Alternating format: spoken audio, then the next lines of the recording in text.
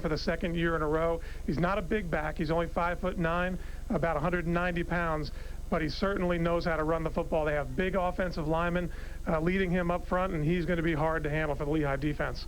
He is a finalist for the Walter Payton Award in 1AA. That, of course, goes to the top offensive player in that division. That will mean an awful lot of pressure on the Lehigh defense. They have handled that pressure all year long, and I think Kevin knows that this afternoon the defense is going to be the crucial factor in the game. Absolutely. It's been Lehigh's defense that's risen to the occasion all year long, and especially against the rush. They're one of the best rush defenses in the country in 1AA, and certainly it's going to be an interesting matchup to watch them go up against one of the great running backs in 1AA. Well, when you look at that matchup against Tharp, I mean, who are the guys that really have to step forward defensively? Well, like they have been doing all year, the Lehigh linebackers, led by middle linebacker Brian Appling, are going to have to be at their best. They have great speed. Abdul Byron on the outside can run from sideline to sideline. They're going to need that to catch up with the speed of the Leathernecks. Down in front, the defensive line is going to have to be strong, led by senior Trey Slayton, along with David Pettit and Reuben Smith. It's going to be a total defensive effort if they're going to slow down this Leatherneck offense. From the offensive perspective for Lehigh, maybe Kevin Higgins has buttoned up the attack a little bit over the last couple of weeks. I think when you look at the physical presence on defense for Western Illinois, Marty, that the Mountain Hawks are going to have to open it up this afternoon. They certainly are. They're going to have to open it up, and they're going to have to spread it out. And if they're going to want to be able to run the ball effectively, coaches told us from Lehigh's side of the ball they're going to have to use a lot of different formations, a lot of different looks to try to keep that Leatherneck defense off guard. And they certainly have the talent in a talented leader in Brant Hall, and he can really make things happen with his legs as well. Well, speaking of Brant Hall, I know you and I talked about it before the ball game with the Lehigh coaches. A little bit of concern about the weather. Fortunately, it looks like the rain's going to hold off, and while it's cool, the weather shouldn't play into too much of a factor today. Right. There was a couple of games this year where Brant Hall struggled because of the weather, one of them being a cold, windy day up at Holy Cross. But it looks like the weather might hold off, and that will definitely help Lehigh offensively, because Brant Hall's a quarterback who likes to run, has an excellent arm, but he has very small hands. And if the weather goes downhill and the balls get wet, he seems to struggle.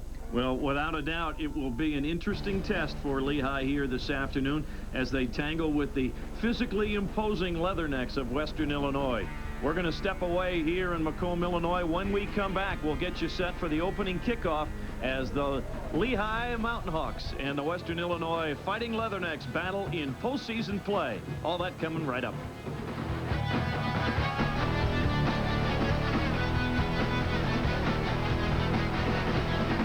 Lehigh Football 2000 is brought to you by Service Electric Cable and Communications. Service Electric Cable and Communications, your full-service provider since 1948 and still leading the way. Welcome back to Hanson Field here on the campus of Western Illinois University. Lehigh and Western Illinois in the first round of the NCAA Division 1AA playoffs. There is Don Patterson, the second-year head coach for the Leathernecks. His team won the toss and deferred. Longtime assistant coach for Hayden Fry at the University of Iowa.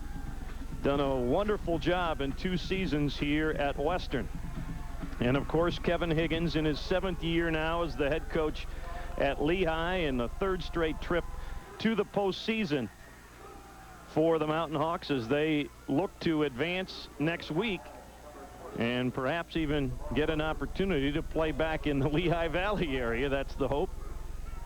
Western won the toss, as I mentioned, and deferred, so Lehigh will receive with Abdul Bryan and Jamal Bircher.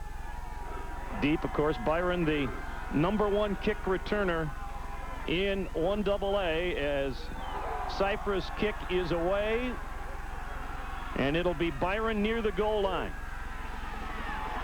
And takes it out just shy of the 25-yard line, and that's where Lehigh will put it in play behind junior quarterback Brant Hall, the All-Patriot League quarterback who threw for nearly 2,000 yards in his first year as a starter. Will take Lehigh out, and Marty, I would think they want to try and get on the board quickly and try and and get Western Illinois on its heels a little bit. Well, certainly do, and they also want to get Brant Hall into the flow of the game very quickly. We could talk about that in a minute. Good quick trap on first down to Derek Merrifield, the fullback, surprising Western a little bit, and good first down yardage of about 5 yards on the play. Put it in a second and medium, and that's what we got from Dave Cecchini, the offensive coordinator. They're going to have to do every little wrinkle they can to keep this very imposing defense off balance. They absolutely do. That's why you see him here, Jack, coming out in the shotgun with 3 wide receivers. They're not going to be predictable with this offense here today. Snyder goes in motion, and they hand it off deep in the backfield, and that will be enough for a first down. Phil Pleasant bouncing his way out almost to the 40-yard line. They'll spot it at the 38 of Lehigh, and it's a quick first down, and they'll go almost in a virtual no huddle, just a quick time gathered together, and they're already lined up ready to go. In fact, the umpire got knocked over by Western as they scrambled to set their defense. Empty backfield as Hall now calls the play.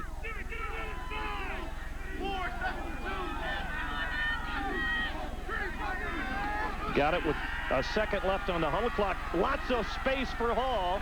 He works his way up over the 40 before he is dropped by Ed Hartwell, the All-American linebacker. But again, positive yardage on first down, and that may be crucial. Well, Will, and Brant Hall, you know, they depend a lot on his abilities to run the ball. And Dave Cecchini, the offensive coordinator, told us before the game that, you know, for Lehigh to be effective offensively, Brant Hall has to run the ball well. And they'll design plays out of the shotgun where he'll run, or they run the option at times, but they need to show a lot of different looks. Again, the shotgun with one back alongside, and he'll get the call. That's Pleasant, lots of running room. Phil Pleasant into the secondary, down inside the Western 35 before he is finally pulled down on the play by Damon Williams. A 27-yard gallop. First down for Lehigh. And this is exactly the way, Jack, that Kevin Higgins wanted his ball club to come out. You know, they haven't lined it up in a traditional run set yet in this game. Here's the run out of the shotgun, the inside handoff to Phil Pleasant, and he has plenty of daylight, runs straight ahead, and excellent execution on that shotgun short handoff. Pass downfield, he had a man open, Dave Crockett, on a deep sideline route, but Brant Hall, as he sometimes does early in a ball game, overshoots the mark. Yeah, it seems it takes him a while to get warmed up. Last week against Lafayette, he ran into some of the same problems, but he's very focused. Dave Cecchini, the offensive coordinator, was a bit concerned before the game because Brant Hall had a touch of the flu, but as Dave said, and he, as a former player will know, he said sometimes that's when you play your best football. Again, the shotgun set with Pleasant alongside of Brant Hall. Endler goes in motion. They play action again to the outside, and he's got a man for another first down. Josh Snyder down around the Western Illinois 20-yard line. Move that pocket around, give Hall the time to find Josh Snyder. Yeah, that's an excellent job by Brant Hall, too, to look back and hit the second receiver. You know, what that showed there, he was thinking big down the field. You know, they had a wide receiver running deep into the end zone. He also had Brian Endler, who comes in motion there, open short. But Brant Hall rolls to his right, looks back, and he finds Josh Snyder sitting in a zone, makes a big catch for another first down inside the 20. Good job on the edge to pick up the blitzing linebacker, Junior Robinson. They'll give it to Pleasant up the middle. He picks his way forward for a couple of tough yards. We talk so often, Marty, in football about third down efficiency, but I think this afternoon first down efficiency might be more important for Lehigh. Yeah, especially with an offense as diverse as Lehigh, where they can give you so many different looks. You know, the offensive line of Kevin Higgins has been growing in confidence every week, and you could see that was the first time they lined up in a true run set, and they picked up 3 yards. Controlling the clock and the football here on this first drive of the ball game. Again, the deep handoff to Pleasant, and a good tackle by Renard Lewis, the defensive tackle, the senior, stopping Pleasant after just a short pickup. And Lehigh has its first interesting play call on 3rd and about 6. Yeah, they're obviously in range for a possible field goal attempt, but Again, they're running the ball well out of shotgun, and that's pretty impressive because they're going against the speed of the Leatherneck defense. Brian Endler is in the backfield alongside, and that's who is wide open. Endler inside the 5-yard line, 1st and goal. Lehigh, great setup and execution, putting the wide receiver in the running back spot, and they got the mismatch. Yeah, and that's a look that Lehigh has not shown this year. And Kevin Higgins explained to us during the week that they exchanged game films from the last 3 games. They kept a lot of plays out. Schneider may have been open in the end zone, but Brant Hall was zeroing in on Brian Endler the whole way. That was the play that was designed for Endler to come open. He was lined up in the backfield, and that's great imagination by Dave Cicchini, the offensive coordinator. 1st and goal for the Mountain Hawks inside the Western Illinois 5. They give it to Pleasant. Whistles will blow the play dead, and we'll have a motion penalty in all likelihood against Lehigh.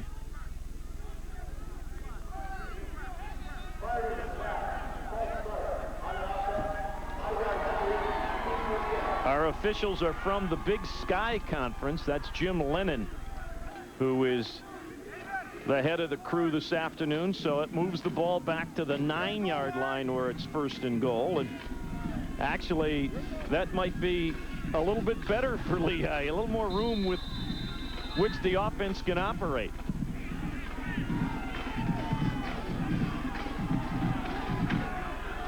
Hall will pass. It's a screen. Pleasant, blockers in front of him, touchdown. Great call, great execution. Lehigh right down the field is up 6-0. It really was a great call because, you know, in that whole drive they ran probably 3 or 4 screens, and they were taking advantage of the over-aggressiveness of the Western Illinois defense. Kevin Higgins, that was game plan right there. And he you get a coach to smile when the game plan comes out and it's executed perfectly. You know, they knew that the Western Illinois defense would be extremely aggressive, and they used it to work against them. Ryan Kelly's conversion is good, and Lehigh marches right down the field, 76 yards. Phil Pleasant's 2nd touchdown reception of the season. Brant Hall was near perfect.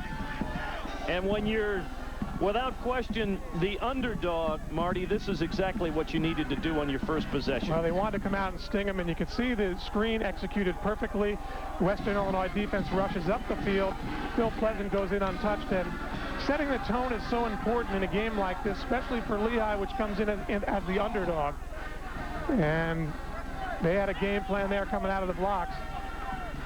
Great block by Errol Chet right there, number 78. Boy, he just wasted the outside contain man. They averaged 5 yards on their first downs throughout the drive, and that's something we're going to keep an eye on. And Marty, you and I talked, it's probably something we want to watch from a defensive perspective for Lehigh as well. Well, it certainly is. You know, we haven't got a look at Tharp, the leading rusher in the Gateway Conference yet. He'll get his chance now.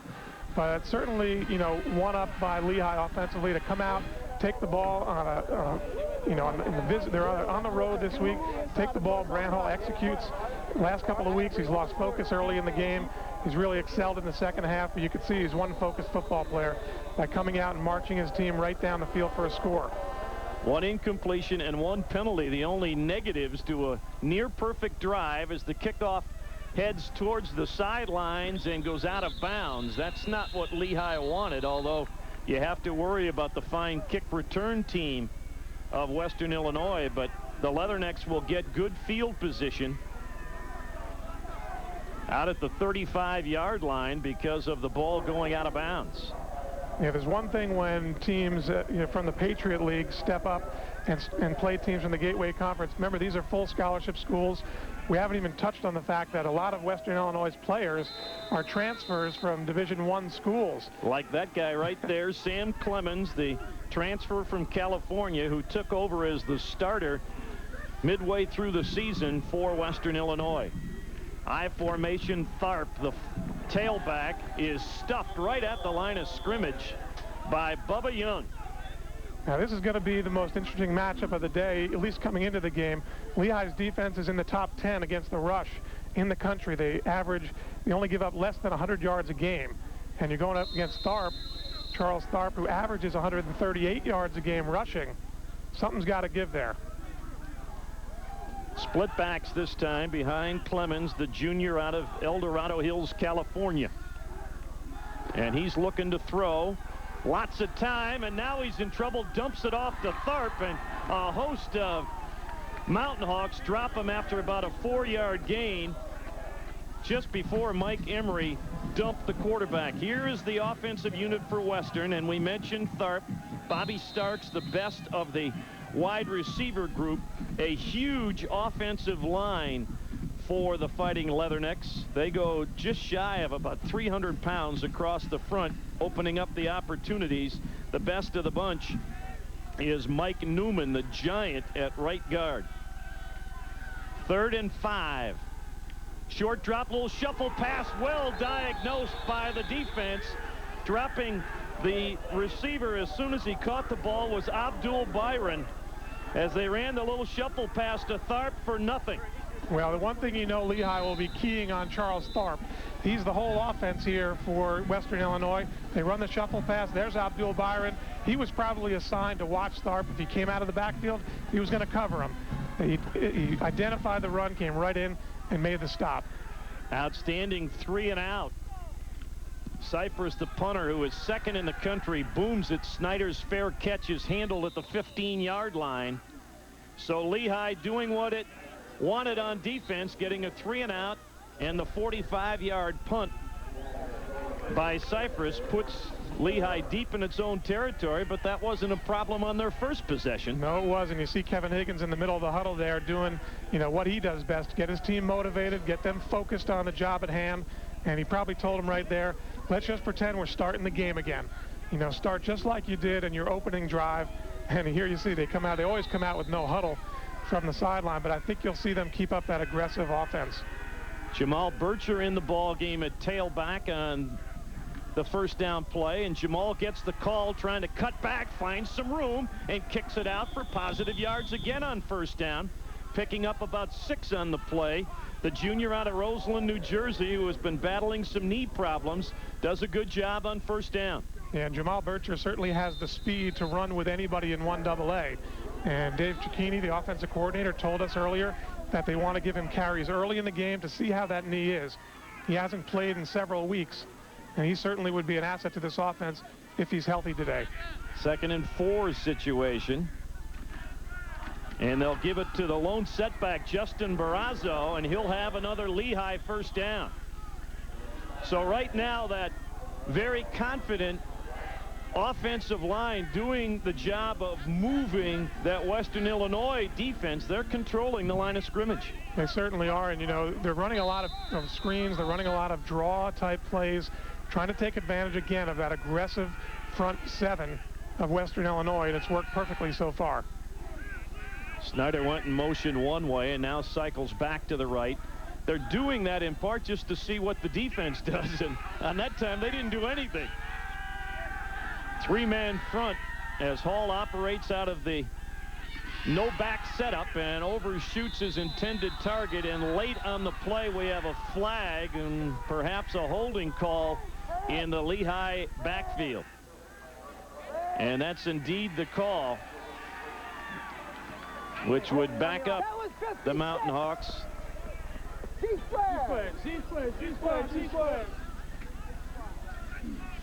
Dustin Grande coming back in the ball game as they talk to Ed Hartwell, the defensive co-captain. And they will take the penalty as expected. It's from the line of scrimmage, a 10-yard walk-off.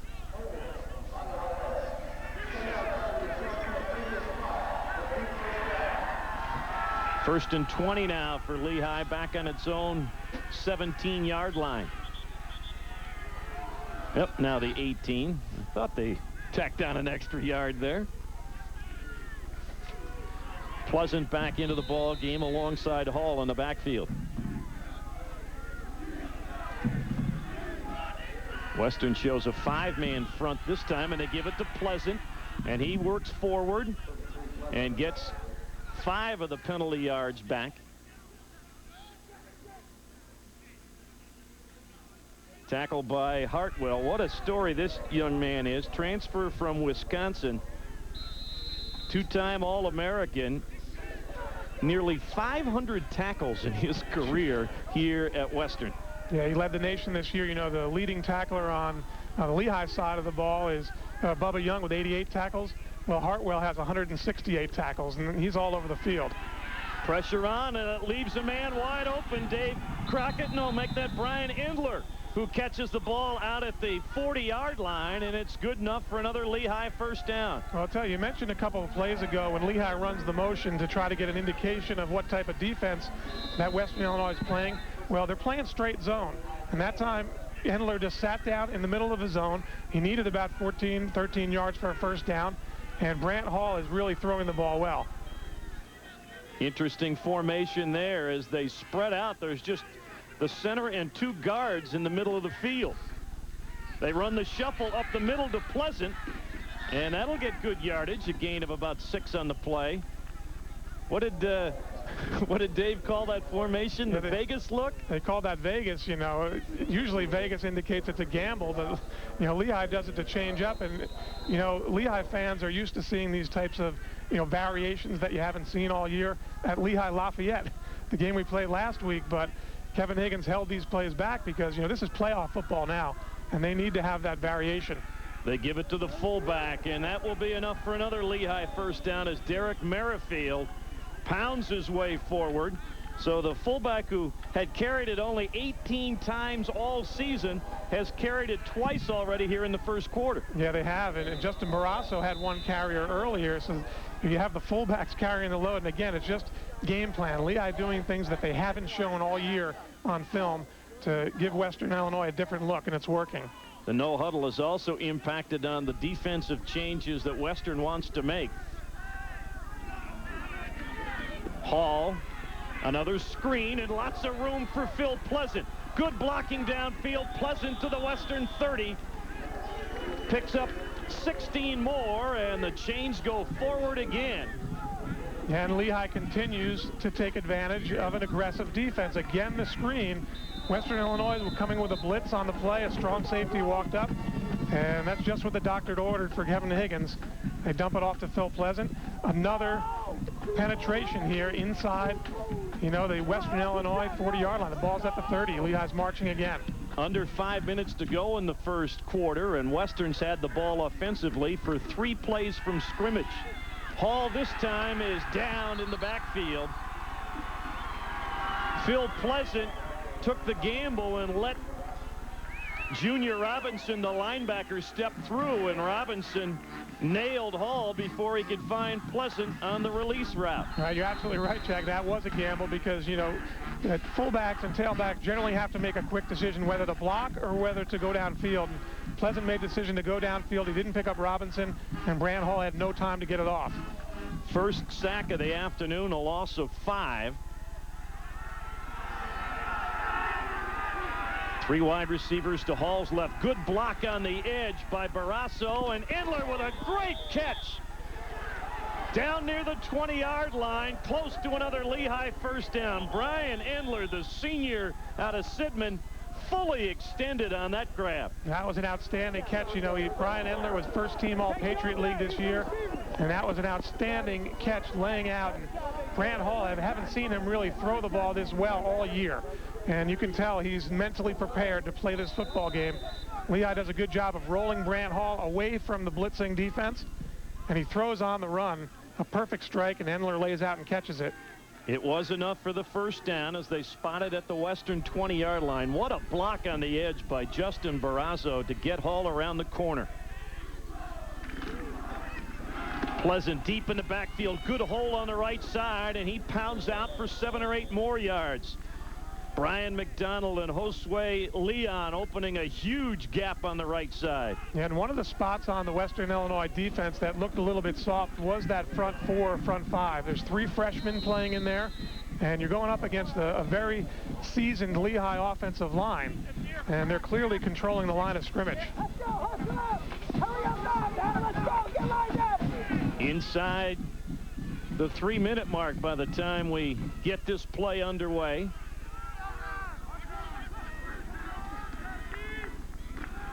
Pleasant finding the edge. First down yardage before he's yanked down by Hartwell. But it's going to be 1st and goal for the Mountain Hawks at about the 8-yard line.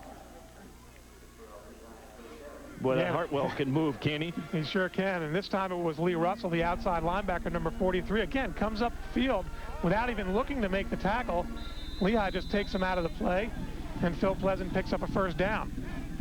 Good job by John Babb, the second-team All-Patriot League lineman, back after some injury problems himself, leading the way. 1st and goal. Hall rolling left. Steps and throws back wide open. Dustin Grande, touchdown Lehigh. The perfect bootleg action, and Grande pulls down his 3rd touchdown catch of the season. It has been all Mountain Hawks here in the 1st quarter. It certainly has, and they've opened up their playbook completely. And they're showing different looks, that time out of the gun. Grant Hall rolling one way, throwing back another. And obviously the Western Illinois defense is totally confused on how to defend this Lehigh offense. Brian Kelly's conversion is perfect. And with 2:33 to go here in the 1st quarter, a dominant first period so far by Lehigh. The Mountain Hawks leading Western Illinois 14-0. Back with more after this. Kickoff coming downfield and looking for some room and finding it. Flag comes in late, and we may have another one on the far side. Let's see what the infraction is. Where it was thrown, I got to believe it goes against Western Illinois after the good effort on the return by Antoine Davis. Block in the back against the Leathernecks back on the 25-yard line, and that's a spot foul. So a bad first quarter doesn't get any better, but let's go back and look at the touchdown.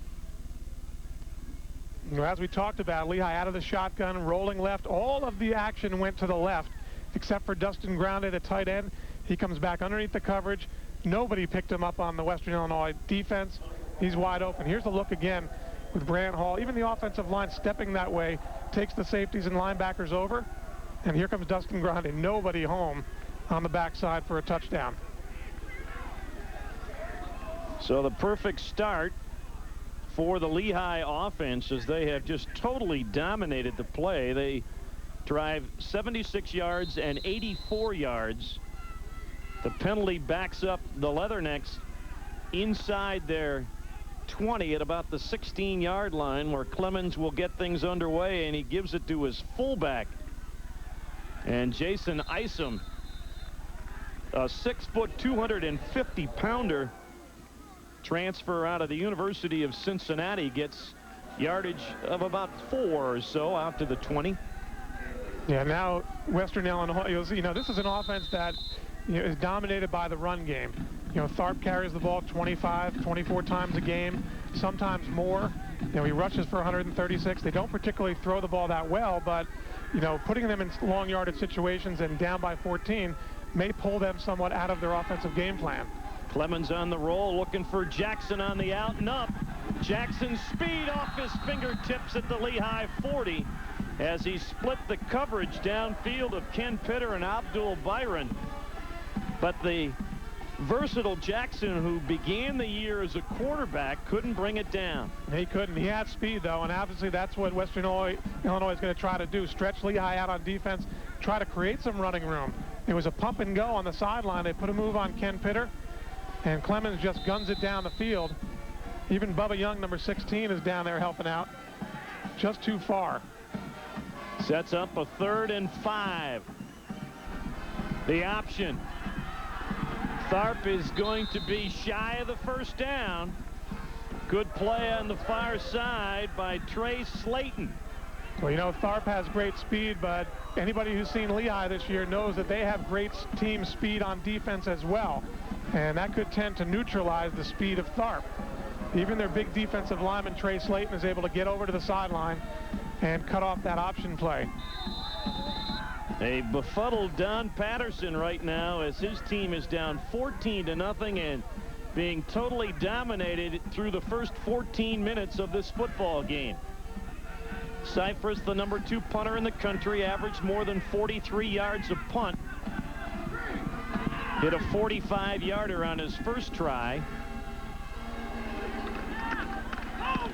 And hits another good kick. Snyder at the 35 and chopped down right there by Davis. Good kick coverage by Antoine Davis on the 40-yard punt, but good field position for Lehigh in the closing moments here of the opening quarter. Yeah, it was a great punt by Cyphers, but as you said, Lehigh started their last drives down closer to the 20-yard line. Now they're up here closer to the 40. Josh Snyder, real sure-handed wide receiver. Kevin Higgins had used the freshman Jermaine Pugh to return kicks most of the year, but Josh Snyder is in there for security. Momentary pause by the officiating crew. Now we're ready to go. 1st and 10. Let's call it the 37 of the Mountain Hawks. Play action. Hall with time, and Snyder's wide open into Western territory at the Leatherneck 49. A 14-yard pickup. Excuse me, Marty. Sorry, Jack.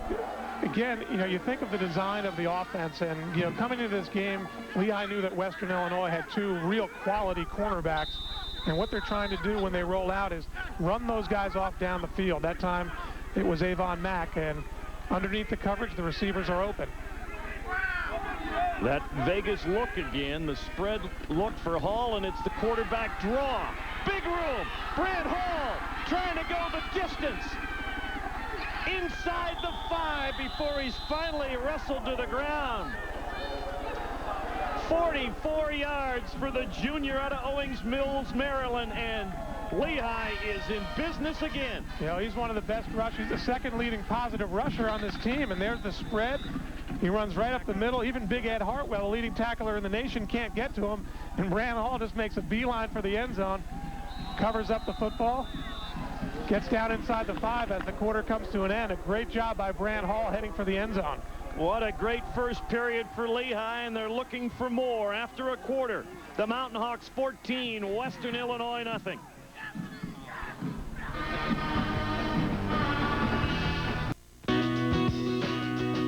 Expansion at Goodman campus continues for Lehigh University. Right next to Goodman Stadium will be the new Ulrich Sports Complex. 5 varsity teams will be aided by this state-of-the-art venue, which will include 2 playing fields, 1 AstroTurf and 1 natural grass, lighting, stands, and a modern entrance plaza. Lehigh Athletics, again leading the way. It's cool, it's fun, it's for kids only. The Junior Mountain Hawks Club for kids 12 and under. You receive a t-shirt, athletics seasons pass, admittance to special autograph sessions with Lehigh athletes, a newsletter, and Mike and Ike candy. And you get all this for only $15. To join, call 610-758-6309 during normal business hours. Marty Horn and yours truly, Jack Corrigan. Welcome back to Hanson Field at Western Illinois, where the Mountain Hawks lead 14-0, and Kevin Higgins' club has it 1st and goal just inside the Western 4-yard line. They wanted to get the fast start. This is almost laying speed record fast. It certainly is. Kevin Higgins, he has to be, very proud of the way his team has come out in this football game thus far. In the bunch set this time, they'll give the ball to Pleasant. He fights forward into the arms of Hartwell. Ed Hartwell taking him down near the 2-yard line. Well, that Leatherneck defense has certainly got an education in terms of offensive formations. They sure have, and I don't think they're passing the grade so far. They seem pretty confused out there as to how to defend Lehigh's offense. And on the flip side, we'll talk about that in a little while. How Lehigh has really opened up their playbook. Again, Henry in the slot to the right for Hall. They'll give it to Pleasant again. He is down close to the goal line. No indication. There it is. Touchdown. Phil Pleasant with his 2nd score of the afternoon, this time on the ground. And Lehigh ups the advantage to 20-0 here in the 1st minute of the 2nd quarter. It's been a total domination by the Lehigh offensive line against the front 4, at least, or 5 of Western Illinois. You thought coming into the game with all these big players over there, all these scholarships available to them, that on paper they look to have the edge, but Lehigh is certainly dominating them in every facet of the game. Brian Kelly missed the extra point, and let's hope that's not important down the road. It's a 20-0 Lehigh advantage as Brian Kelly misses his first point after attempt of the year. And he had made 46 straight. There's Phil Pleasant taking on Hartwell, number 90, and dragging him into the end zone. You expect a little more from Hartwell there, and the ability to stand up Phil Pleasant, but he had a clean shot at him, wasn't able to stop him.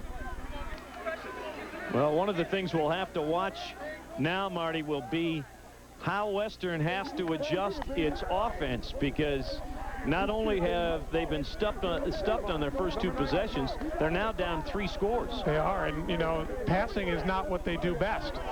You know, Lehigh has the ability to run with Phil Pleasant and company in that big offensive line, or throw. We've seen Brant Hall complete a number of passes in this first quarter. But Western Illinois, they like to run the ball. They like to run the ball with Tharp. You know, he has almost 1,600 yards carrying the ball this year. The second leading rusher on the team only has about 200. So with him, you know, he could be neutralized in this game because they're going to be forced to throw the ball more. They have averaged nearly 35 points a game, has Western, in its first 2 seasons for Don Patterson.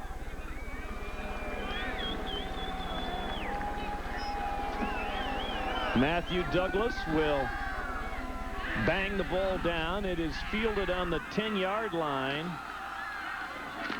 And brought down there is Damon Williams, a defensive back, out at about the 25-yard line. The Wendy's first quarter stats, and you see the total domination.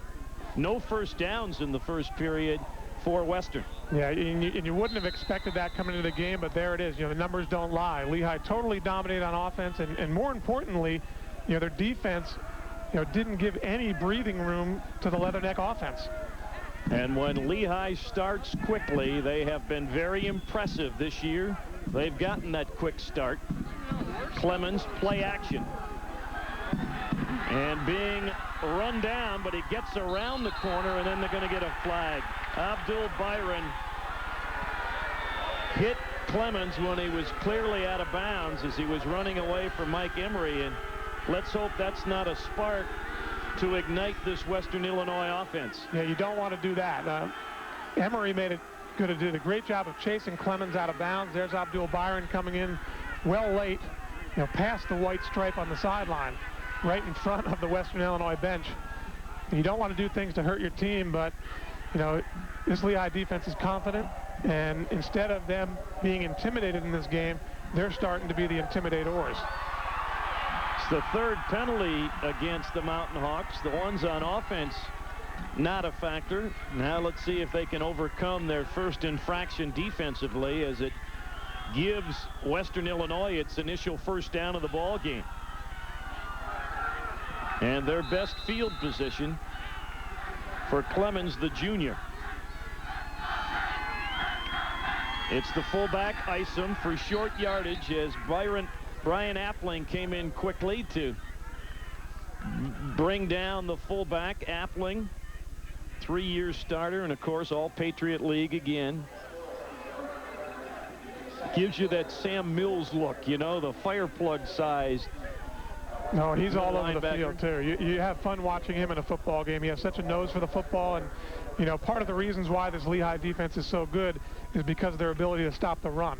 And it starts with guys like Brian Appling, and sets up situations like you see here. Obvious passing situation on 2nd and 10.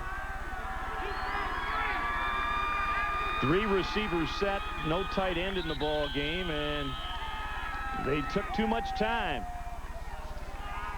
So not 2nd and a long 9, 2nd and a long 14 on the delay of game call.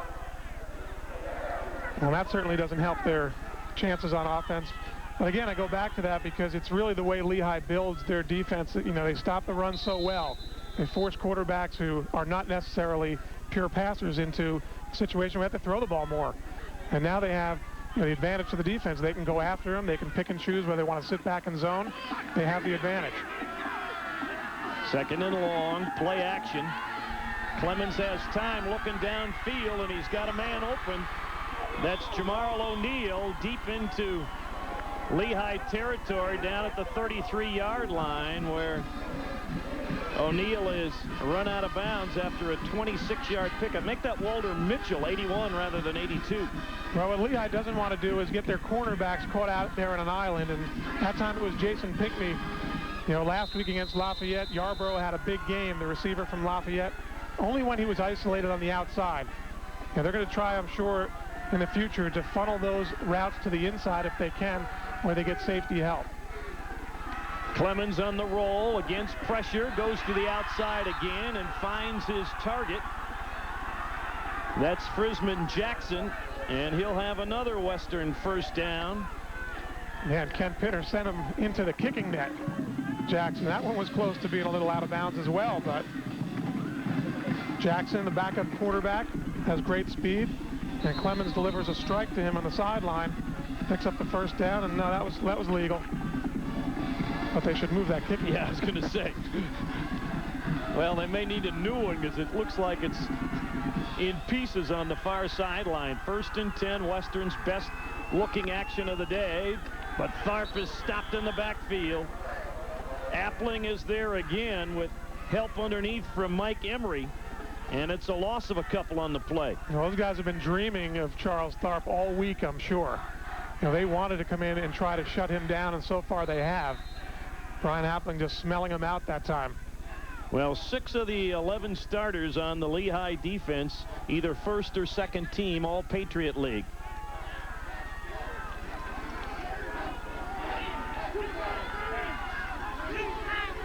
Clemens with 2 completions on this drive, gives it to Tharp again, and he gets the edge this time as he got around the corner inside the 20 down around the 17-yard line where Matt Salvatierra was there along with Matt Andrews. Yeah, Michael Emery had a shot at him, number 90, right there. Doesn't make the tackle. And Tharp has the quickness to get around the corner. Salvatierra and Byron knock him out of bounds.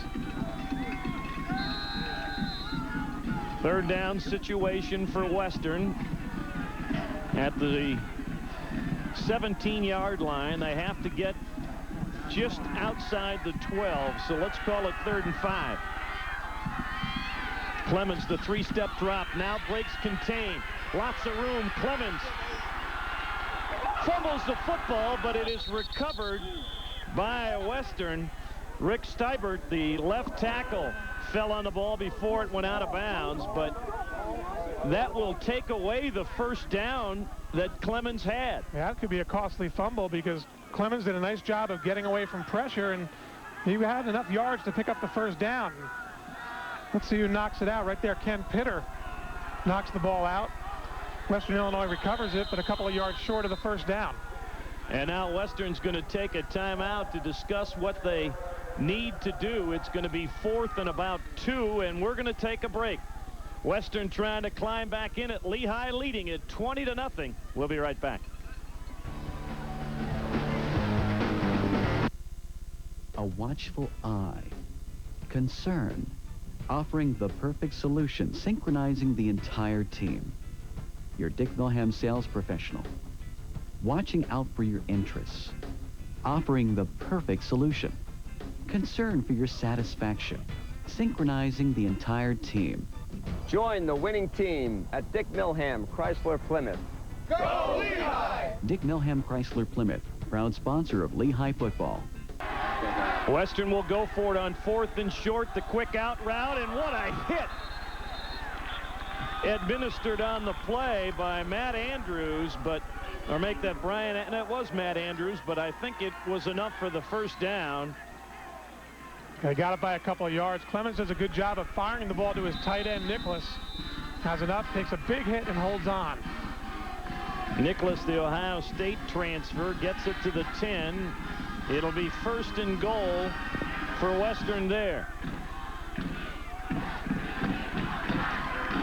Deep handoff to Tharp. Trying to go around the edge. Breaks one tackle and another, but is swarmed under Back at about the 9-yard line. Matt Salvatore didn't get him the first time, but had enough help that he got a second opportunity and finished him off. I'll tell you, they're really swarming to the ball. And, you know, we talked before the game that Tharp really likes to run the ball straight ahead, north and south. He's neutralized a bit when he tries to go outside. And Matt Salvatore does a good job of slowing him up. And here come the reserves. Abdul Byron, probably the surest tackler on this team, holds on for dear life. Got only a yard on the play, so it's 2nd and goal at the 9. O'Neal and Jackson, the receivers. Now Jackson, the motion man. They'll run the option the opposite way to Tharp, and he's going to lose yardage. Fumbled the ball after he was down. Brian Appling and company there again, and it's going to be 3rd and goal with another loss on the play, and Tharp is slow getting up. Well, I'll tell you, they ran the option into the short side of the field. There's just no running room there. You know, it was kind of a disjointed play. Tharp takes the pitch standing still almost. Tries to cut. Brian Appling, Bubba Young comes in low. Trey Slayton, and Tharp grabs his left leg.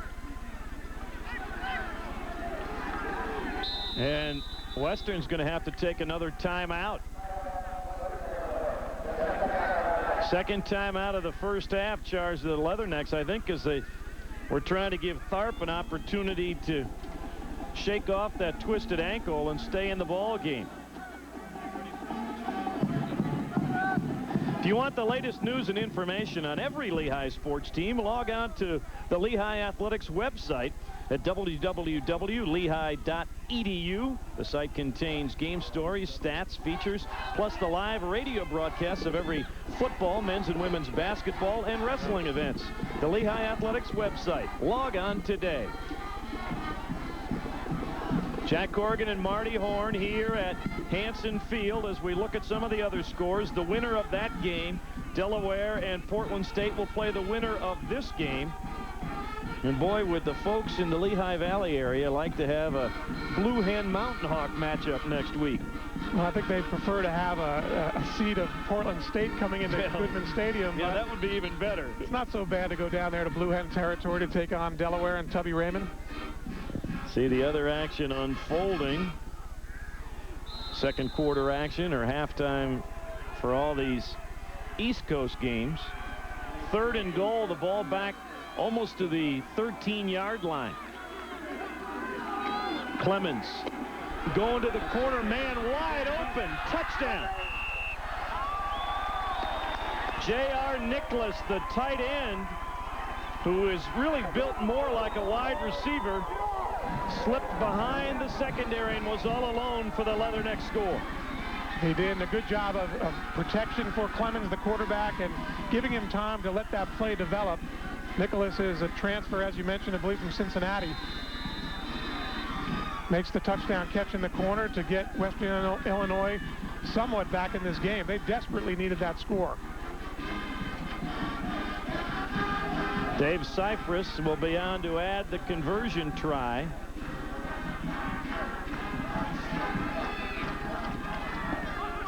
And it is through there, and it's now a 20-7 ball game. Well, we have seen already, and Tom Gilmore, the first-year defensive coordinator for the Mountain Hawks, told us this morning, Marty, that maybe the most effective play for Western Illinois is the out and up. Yeah, well, this time they ran a receiver in tight that took 2 defenders away from Nicholas. See Matt Andrews and Ken Pitter there to the inside, and Nicholas came open in the corner. Again, a well-delivered pass. And a good block on Mike Emery by Charles Tharp to give Clemens the time to throw his 10th touchdown pass of the season.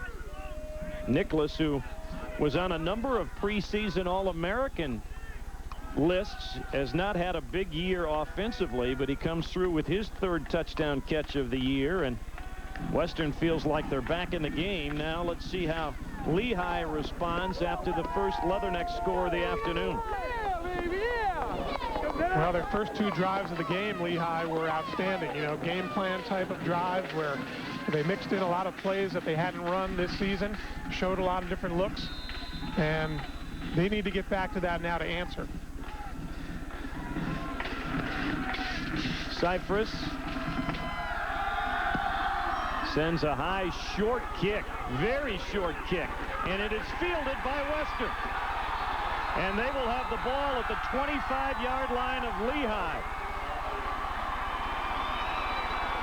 Well, that's the kind of play, that fluky type play that can really get a team back into the game. And not only do they have great field position now, Western Illinois, but they're all fired up. The momentum back on their side. And just a miscue by the Lehigh return team. Nobody wanted to kick the ball. That's obviously a live ball on the kickoff. It looked like Joey Tozen, one of the up men, a freshman, never saw the ball. Well, he was backing up. It looked like he thought he lost sight of it. As you're right, he was backing up trying to block. He never saw the ball coming down. Now the Lehigh defense is going to have to step up. Clemens downfield finds his target. Out of bounds inside the 15 goes Bobby Starks. And after a dominant first 15.5 minutes for Lehigh, it is now the color purple. Yeah, well, I'll tell you, momentum can change things a lot. And here, Clemens, you know, they're not even thinking about the run right now. They're going up top to get back in the game. Ken Pitter late in coverage. And a first down inside the 15-yard line. Spotted at the Lehigh 13.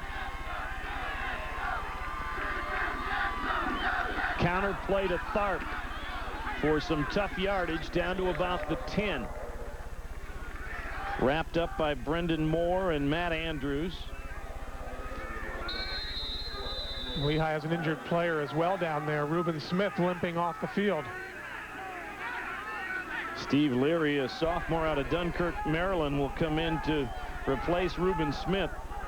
Certainly takes away some of the speed and the rush that Lehigh needs against Clemens.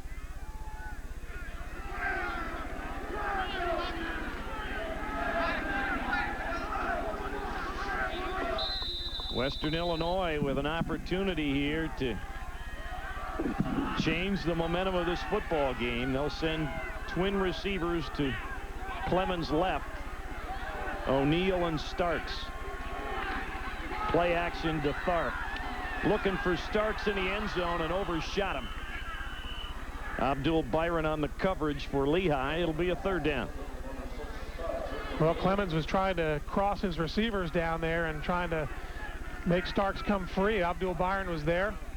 The ball was thrown way too high, though. Starks has had a good season. You know, there was some quarterback controversy, trading off with Jackson early in the season here. But Clemens has won the job late in the year. He's had a decent ball game. He's out of his element a little bit throwing the ball, but obviously he's capable. Jackson in motion. Looked like they wanted to reverse it to Jackson, but he never got the chance. Great upfield penetration by Mike Emery and Trey Slayton. And the play loses nearly 3 on the play, and it'll force a field goal try. Well, you talk about quickness in the defensive line of Lehigh. Emery, Trey Slayton, they're all upfield before that play had any time to develop. Looked like it was setting up to either be an option right there or a reverse to Jackson. And the penetration of the Lehigh defensive line just totally shut down the play. So Dave Cypress, the sophomore out of Norco, Louisiana, will attempt a 30-yard field goal. It is partially blocked. So Lehigh able to handle the challenge. The block by Trey Slayton. And it remains a 20-7 Mountain Hawk lead. Well, that's a tremendous defensive effort. Keep in mind, Western Illinois got the ball after Lehigh mishandled or didn't handle the kickoff. And they had a golden opportunity to really climb back in the game. But the Lehigh defense just stepped up and played dominating defense in that series. So the Lehigh offense gets the ball back for the first time in nearly 6 minutes of game clock. They have been near perfect here in the first half so far. Deep handoff to Pleasant, picking his way forward, and he gets about 4. Let's go back to the field goal block by the senior Trey Slayton. Well, this is just icing on the cake after a great defensive stand. Trey Slayton just bullies his way right through and gets a hand on it. Nice scheme there by the Lehigh defense as they fed both Pettit and Slayton into the same gap. I didn't know you could take those two big guys and fit them into that hole. 2nd and 6.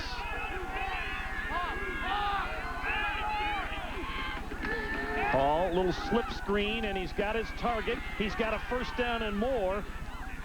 As out over the 30-yard line goes Avon Mack. And Lehigh pushes the chains ahead. And again, we've seen more variations of the screen in the first half from Lehigh. Screens and draws to last us a whole game. But here Brant Hall runs that quick screen to Avon Mack. You know, it's a play Lehigh really hasn't run over the last few weeks after it was such a staple in their offense. But again, here it works well. You get good blocks down the field, pick up another first down. Just shy of the 33-yard line, operating almost totally out of the shotgun this afternoon. Brant Hall trying to get around the corner, and he is able to do so. Chased out of bounds by Junior Robinson, the linebacker.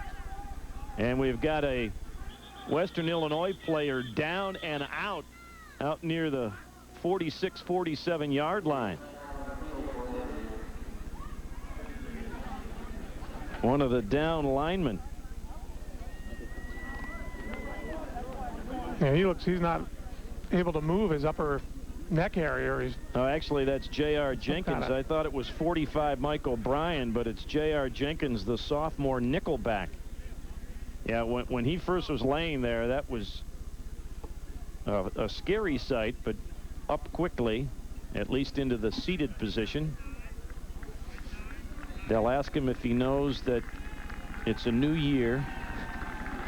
We still don't have a president, but it's a new year. And he was away from the play, too. He's looking for the identifier. Did you see that license plate, Coach? Honest to God. Well, the play going away from him might have been a receiver down there. Yep. But he's walking slowly off the field, obviously. Couple of yards on the scramble by Brant Hall out to the 35. It'll make it a 2nd and long. That might be as short a first down play as Lehigh has had so far here in the ball game.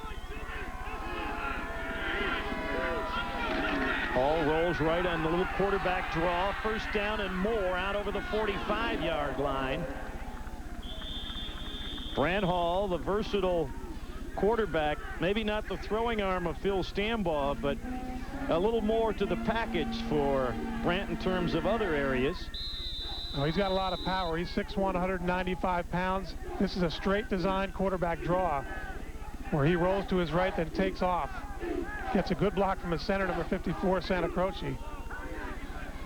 You can see Brant with 60 yards on the ground and more than 100 yards through the air, and he'll take a timeout for the Mountain Hawks. I don't know if he was not sure what he wanted to run or just needed to catch his breath as he carried the ball on the last 2 plays. He'll come over and talk to Kevin Higgins, who is hooked up with Dave Cicchini, the offensive coordinator, up here in the press box.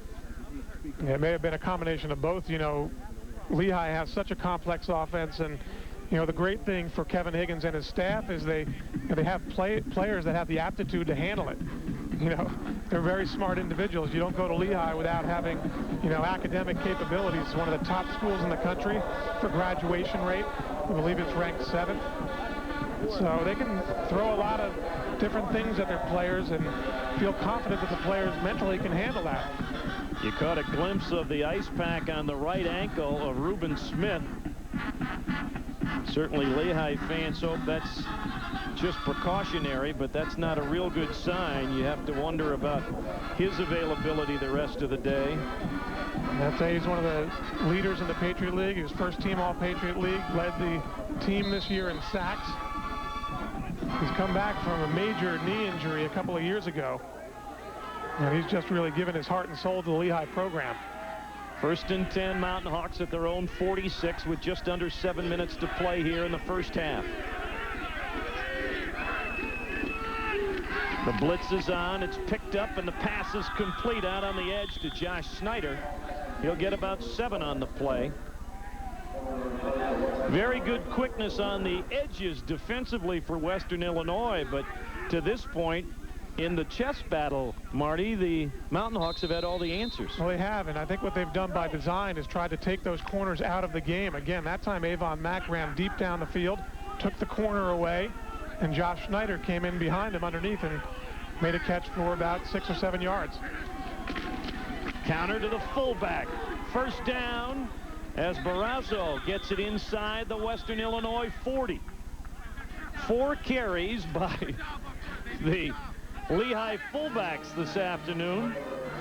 And they had a total of 46 on the year in the first 11 ball games. Well, again, you have to go away from your tendencies. I'm sure Western Illinois, all they have to go by is game films. You know, they don't know. They've never played Lehigh before. So you have to do some things a little different. And Justin Barrasso is the better of the runner of the two. Even Derek Merrifield more of a blocker. First time that Western has played any team from the Patriot League. He wanted to go deep for Endler, and he's going to throw it away, and it's going to be picked off.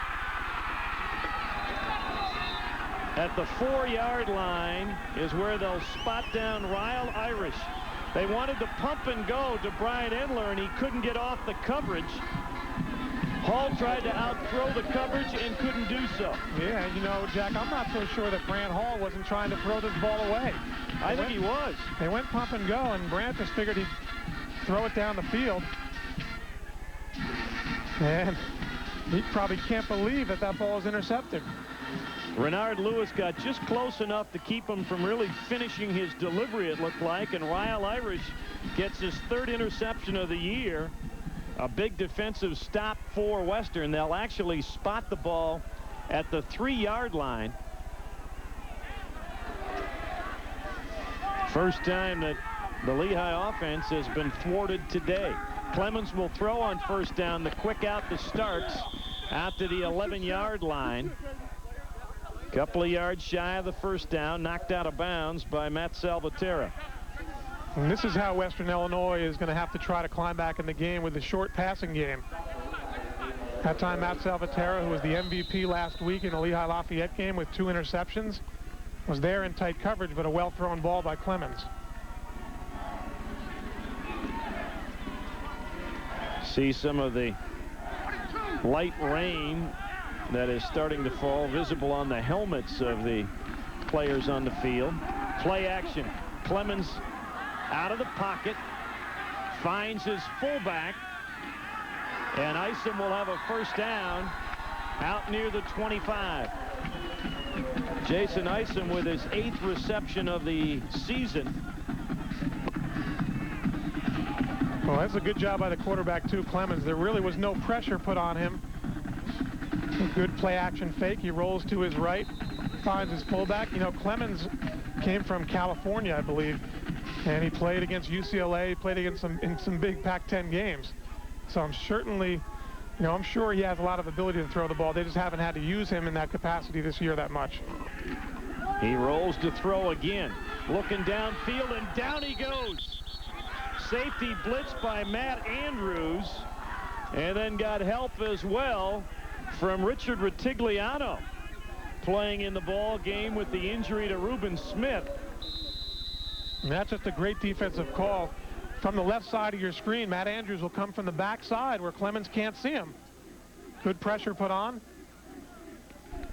And again, they tried to run a fake down the field and send Jackson running deep. But Ken Pitter and Matt Salvatierra were there.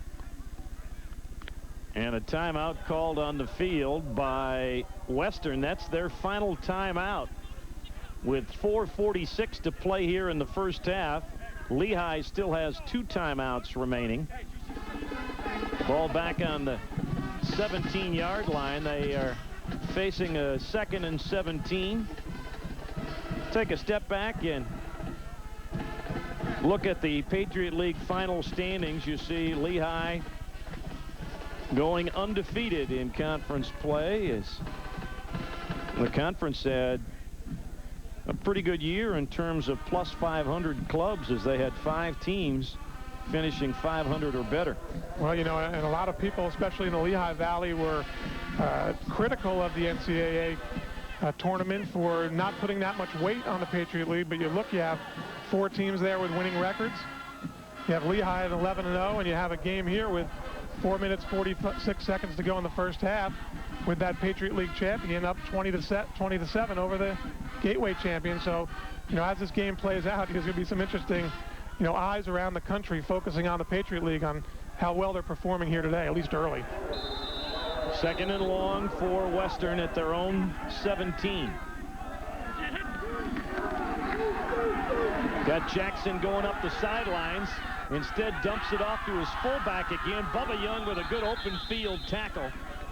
Back near the original line of scrimmage, so he gets back the yardage lost from the sack, and it'll be a third and almost, let's call it 10. Well, you know, Lehigh's playing excellent defense deep down the field in coverage, so Clemens was forced just to dump it off to his fullback. Bubba Young right there, dropping back in coverage, makes the short tackle, and you have a third down and 10. Big play here for the Lehigh defense to try and give the offense field position for the closing moments of the first half. Play action. Clemens with lots of time down the middle. It is nearly picked off. Boy, Matt Andrews had that one right in his sights and couldn't quite come up with it as they tried to go downfield to Walter Mitchell.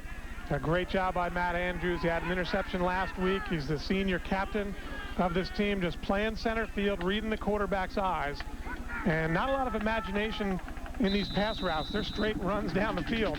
There's a post pattern with a safety, Matt Andrews, sitting in center field, and it was almost picked off. Well, they got the matchup they wanted. Ryan Appling, the middle linebacker, on a wide receiver, but Andrews over the top broke the play up. Cypress, third punt of the first half, and another beauty. Fair catch called by Snyder, and he'll step away from it as it really got stood up by the wind. Down at the 38-yard line, so Lehigh in decent field position with 3:46 and 2 timeouts remaining here in the first half. And I think this would be an ideal situation for Brant Hall and their offense to march down the field. 3 minutes, 45 seconds to go with great field position in this first half. You see the second-ranked Blue Hens of Delaware pulling away now against Portland State. The winner of that game plays the winner of this game in the quarterfinals next Saturday. And look at that upset in the making. McNeese State with the lead on Georgia Southern. Little inside handoff and good running room for Justin Barrazo out close to the 45-yard line. Brought down by Hartwell and Russell. I think Justin Barrasso that time more or less brought down Hartwell. He ran right into him. Lehigh continues, to dominate on the ground. Pickup of almost 7 on the play. They have to get out close to the 49-yard line. Looking upfield and beyond the reach of the intended target up the sidelines was Philip Eversley. Pretty well defended on the play by Clifton Fields. We have not seen that much of William Peterson, the Michigan transfer who plays cornerback for Western Illinois. They talked about the possibility of injury, and he has not played for much of this game.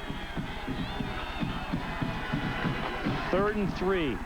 Hall stepping forward and has the first down just into Western territory as he fell across midfield. Brought down by Hartwell and Chad Dawn, but it's a first down right at midfield, they say now. Now Brant Hall will go with no huddle. Now they'll step into their hurry-up offense with under 3 minutes to go in the half.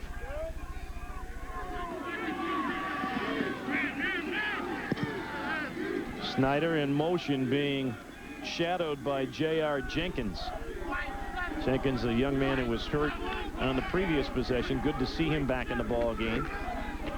They pick up the blitz and they fire it to Snyder to the 43-yard line. He stayed in bounds. It's a 7-yard pickup. Clock continues to tick down to 2.5 to play here in the second quarter. Now, Lehigh's doing a very good job of really running a little motion to find out whether it's man or zone. Brant Hall is actually waiting and getting the call late from Kevin Higgins. That's coordination between your booth. Kevin Higgins has the headphones talking to Dave Cicchini.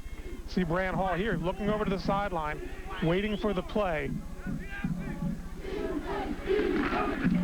Big rush this time. Hall not able to elude it, and he'll be dropped for a loss back to the 48-yard line. And Lehigh wants the timeout here to stop the clock. Or no, they're not going to take the timeout. Just another signal from the sidelines. Yeah, this is tough to do when the clock is running down. You know, they're trying to get the right play on, and that time, you know, I think they thought a little too much because it was man coverage, and Brant Hall really had no one to throw to. He tried to step up and run. Looked like they sent at least 7 that time and overwhelmed the line, and so you come back with the screen. Pleasant looking for some blocks, has the first down. Clock will stop while they move the chains. Well, that was the return. Sorry, that was the return of the screen, if you will. It worked so well in that first quarter, but obviously you can't run on every play, and they went away from it for a while. Came back here on 3rd down and 6 or 7. Phil Pleasant does a great job of just stepping back to the inside and picking up the first down. Clock down to 1:15 as Lehigh works. Hall staying in a long time, gets it downfield. Snyder, what a catch at the 9. Josh Snyder with a sensational grab. 29-yard pickup, 1st and goal. Well, sometimes you have to have great effort and great physical plays like this to spark your team in big games. And Brant Hall, really a pass that shouldn't have been thrown, but Josh Snyder goes up higher than everybody to pull it down. Took a hellacious hit from Damon Williams and held on to the football. 1st and goal. Out into the flat is Pleasant, trying to put a move on. Good tackle in the open field by Clifton Fields. And Lehigh will burn its 2nd timeout. They got Pleasant in the open field, but Clifton Fields, the junior out of Chicago, with a good open field tackle, dropped him at the 7. And you see Kevin Higgins, you know, he got this ball back with about 3 minutes, 45 seconds to go in the half, and, you know, they were thinking score all the way. And they've confused the Western Illinois defense much of the first half, and now they're close to putting more points on the board. You know, there's a reason why Kevin Higgins has only lost 1 regular season game in the last 3 years. It's not luck by any stretch of the imagination. And I like we saw the little move from Phil Pleasant. My bad. I think he realized he danced 1 step too many there. Sometimes just got to take the ball and go. Yeah, it's worked well for him all year. He's a different kind of running back. You know, he's not the traditional type, which, you know, you can identify the type of runner he is. He really likes to stop and go and make cuts, and he's the only guy I've seen coaches not yell at for dancing. Most coaches really give you a heck for that, but Phil Pleasant gets away with it because he's so effective. Over 1,000 yards of total offense this year for the junior out of Sewell, New Jersey.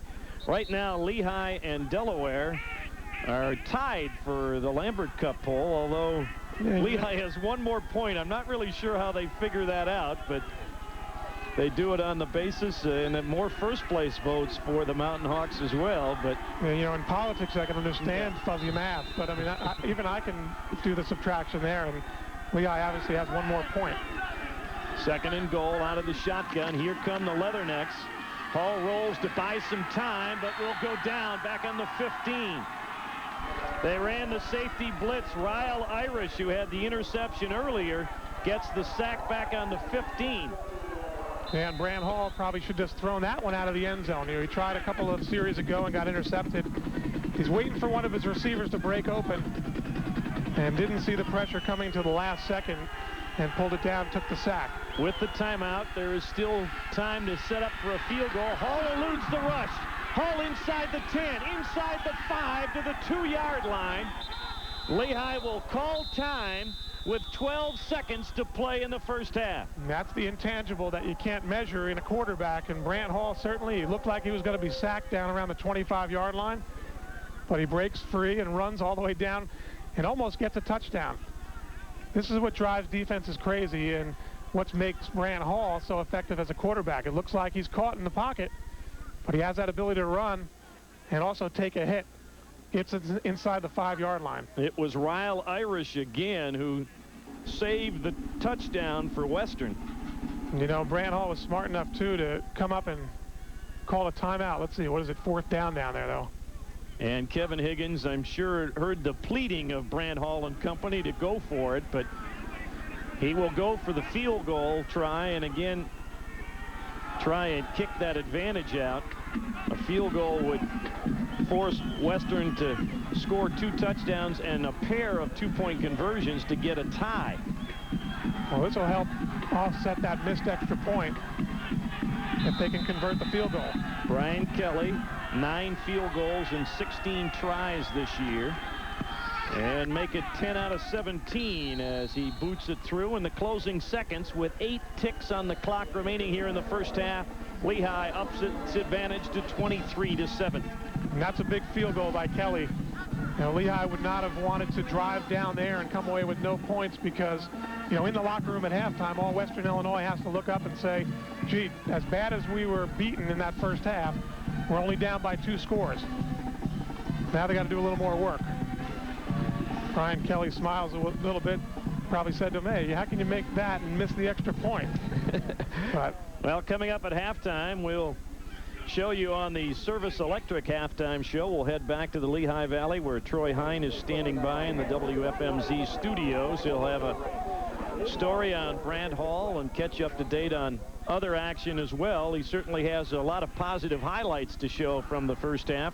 Dominated for the most part by Kevin Higgins' Mountain Hawks as they lead by 16 with 8 seconds to play here in the first half. So be sure and stick around at halftime for Troy's report. Don Patterson, not a happy guy, as his team has really, Marty, been forced to do uncharacteristic things because of the great start by Lehigh. Yeah, he's got to be a bit shocked right now, especially, you know, they had a huge win last week against Northern Iowa to win the Gateway title.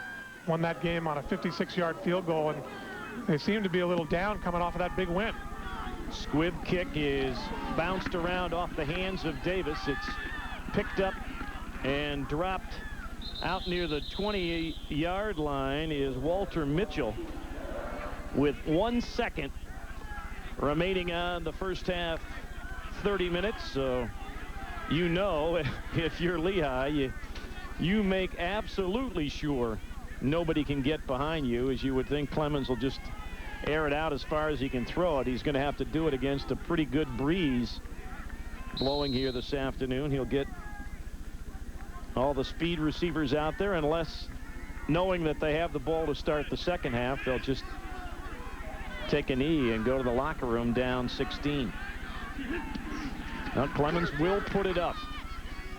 And it's picked off by Bubba Young. He's got space. Bubba Young is going to score.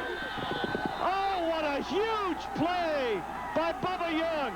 A 24-yard interception touchdown. 29-7 Lehigh. And that is just a classic error by Clemens. You know, when we see this replay, they were trying to set up the hook and ladder.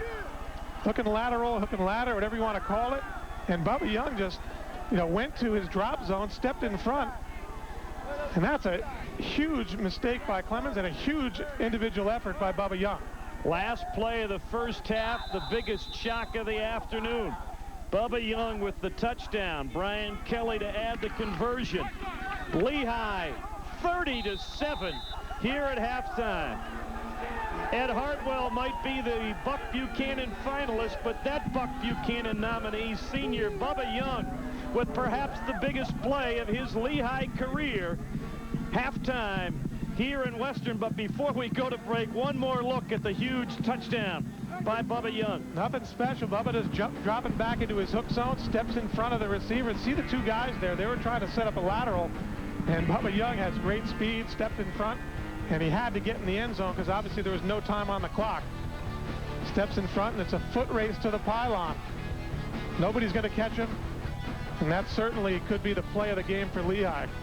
30-7 Mountain Hawks here at halftime. We'll be back with more as Lehigh looks to move on. Coming up, the Service Electric halftime report.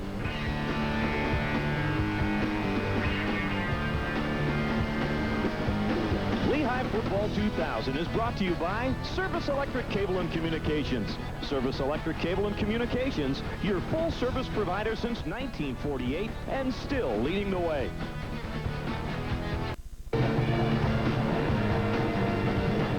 Welcome back to the Service Electric halftime report. Hanson Field on the campus of Western Illinois, and what a wild first half as Lehigh leads it 30-7 here at intermission, and no play bigger in the first half than the final play in the final second of the second quarter. Well, certainly not the way Don Patterson wanted to go into halftime and try to motivate his team.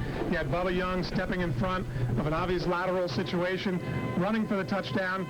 It could turn out to be the turning point in the game that really ices it for Lehigh, but you have a whole second half to play. Well, one of the things as you watch Bubba Young make the interception and take it back for the touchdown, they have taken Western out of what they want to do, namely run the football. Charles Starp, the Peyton finalist, has been a non-factor in this game because of Lehigh's early success. He has, you know, and Lehigh did such a great job early in the game against the run on first down that Tharp never got into the flow of the game. They were forced to throw the ball, and it put them in situations that they weren't familiar doing. And Lehigh obviously has demonstrated that Eastern football is pretty darn good. And I think Western Illinois is scratching their head in the sideline saying, we never expected to face a team this good. Marty Horn has waited 30 minutes of football to talk about the Eastern brand of football being pretty good. Brant Hall has been near perfect in the first half offensively for Lehigh. That has been a key factor as well. It certainly has. You know, the offensive line, you know, they came into the game feeling that they could do some running against them, but they did it in unconventional means. Lehigh ran the ball in the first quarter primarily out of the shotgun, and it was so effective in confusing the Western Illinois defense that they scored 2 early touchdowns, and I think that the offensive line deserves a lot of credit for that. Offensive line outstanding indeed. Lehigh jumped out to a 20-0 lead. Western got on the board, got the ball back, but a blocked field goal really seemed to deflate Western Illinois. 2 more scores by the Mountain Hawks. They lead by 23 at intermission. Service Electric halftime report here. We're going to take a break. Back with more after this.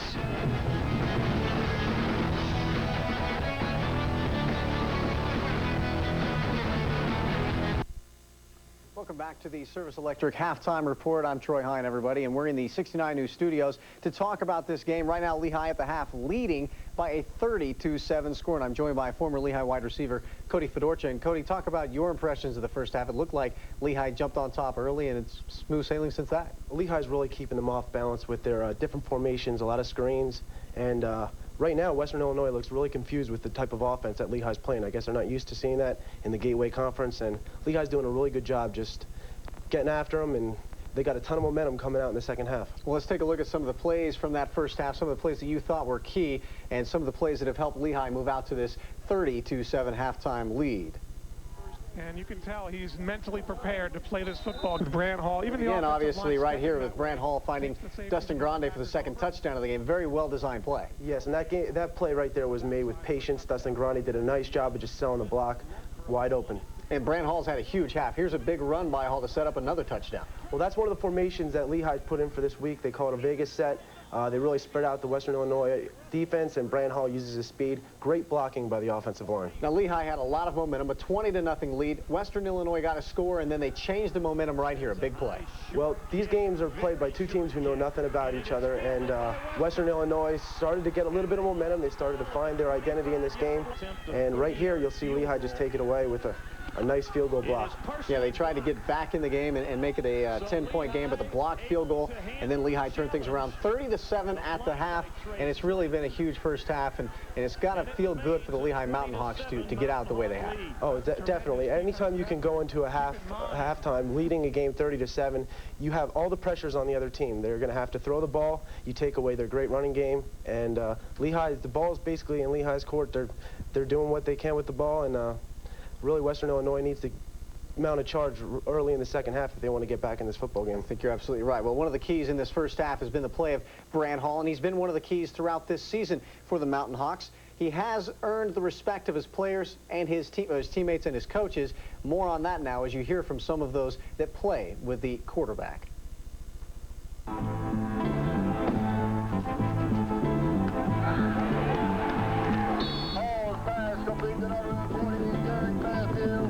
Brant is a very confident kid. I think when you're prepared, you're confident. Brant did the things necessary to get him to this point prior to this season.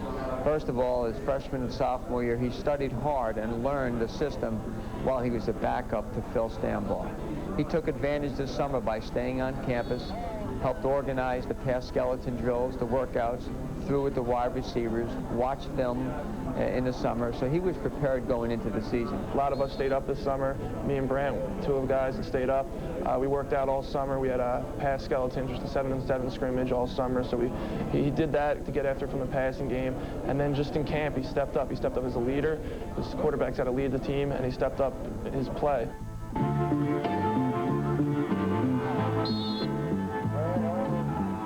When we see him out there, it's an honor, a privilege to see him out there running around. Just looking at him, it amazes me because of the things that he does. Sometimes I think he's sacking. Next thing I know, I hit a crowd, and I look up, and he's down the sideline. And I think that's good. Brant has a tremendous understanding of what we're trying to do offensively. He's never going to zero in on just one or two receivers. He's going to do what the play calls for him to do. And if it's not open, he'll find the next best solution to the problem. Phil was a great leader. He's a great pocket passer. I think Brant adds another dimension. He obviously can take off and run, which adds more to the defense this year. I think they have to respect the pass, but they also have to spy a guy on Brant because he can take off anytime. The quarterback is the key position. He has to produce. If he doesn't, we're not going to be successful. So it starts there. However, Brant has brought the other intangibles to this football team. He is a leader in the truest sense of the word. And he has definitely produced for Lehigh, especially today. They lead at 30-7. We'll be back with more of the halftime show. Take a look at scores around the country in just a moment on the Service Electric Halftime Report. Welcome back to the Service Electric Halftime Report. Troy Hine with Cody Fedorcha. And this is obviously a fun time for a lot of teams around the country. And we're going to take a look at some of these scores. But as a player, a former player, what is it like to be a part of this playoff situation? It's real special. 16 teams get to play in the tournament. 1A doesn't do it. 1AA has a unique ability to just put 16 teams, their best teams that they feel are capable of winning the national championship, and they just put them all in a bracket and let them go head-to-head, and it's a fun time. Unfortunately, the bad side about being in a tournament is if you don't win it, your last game is a loss. So, but it's a lot. So that's a lot of motivation for these players, and you'll see a lot of good games throughout the tournament. 8 teams go home today. Let's take a look at some of the other scores from around the country. We've told you Lehigh leading by 23.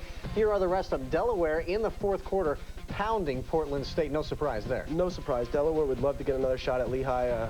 After suffering a loss last year, Delaware's been one of the most consistent, strong teams this year, and really beating up on a pretty good Portland State team. Yeah, and right now, both teams winning, Lehigh and Delaware, so if that continues, they will meet each other next week. McNeese State down south in Louisiana beating Georgia Southern right now. A little bit of a surprise there by a field goal. A little bit of surprise because they got Adrian Peterson, Georgia Southern does, and they're doing a really good job getting him the ball this year, but he's been hurt, so I guess maybe he's a little nicked up in this game. McNeese is taking advantage.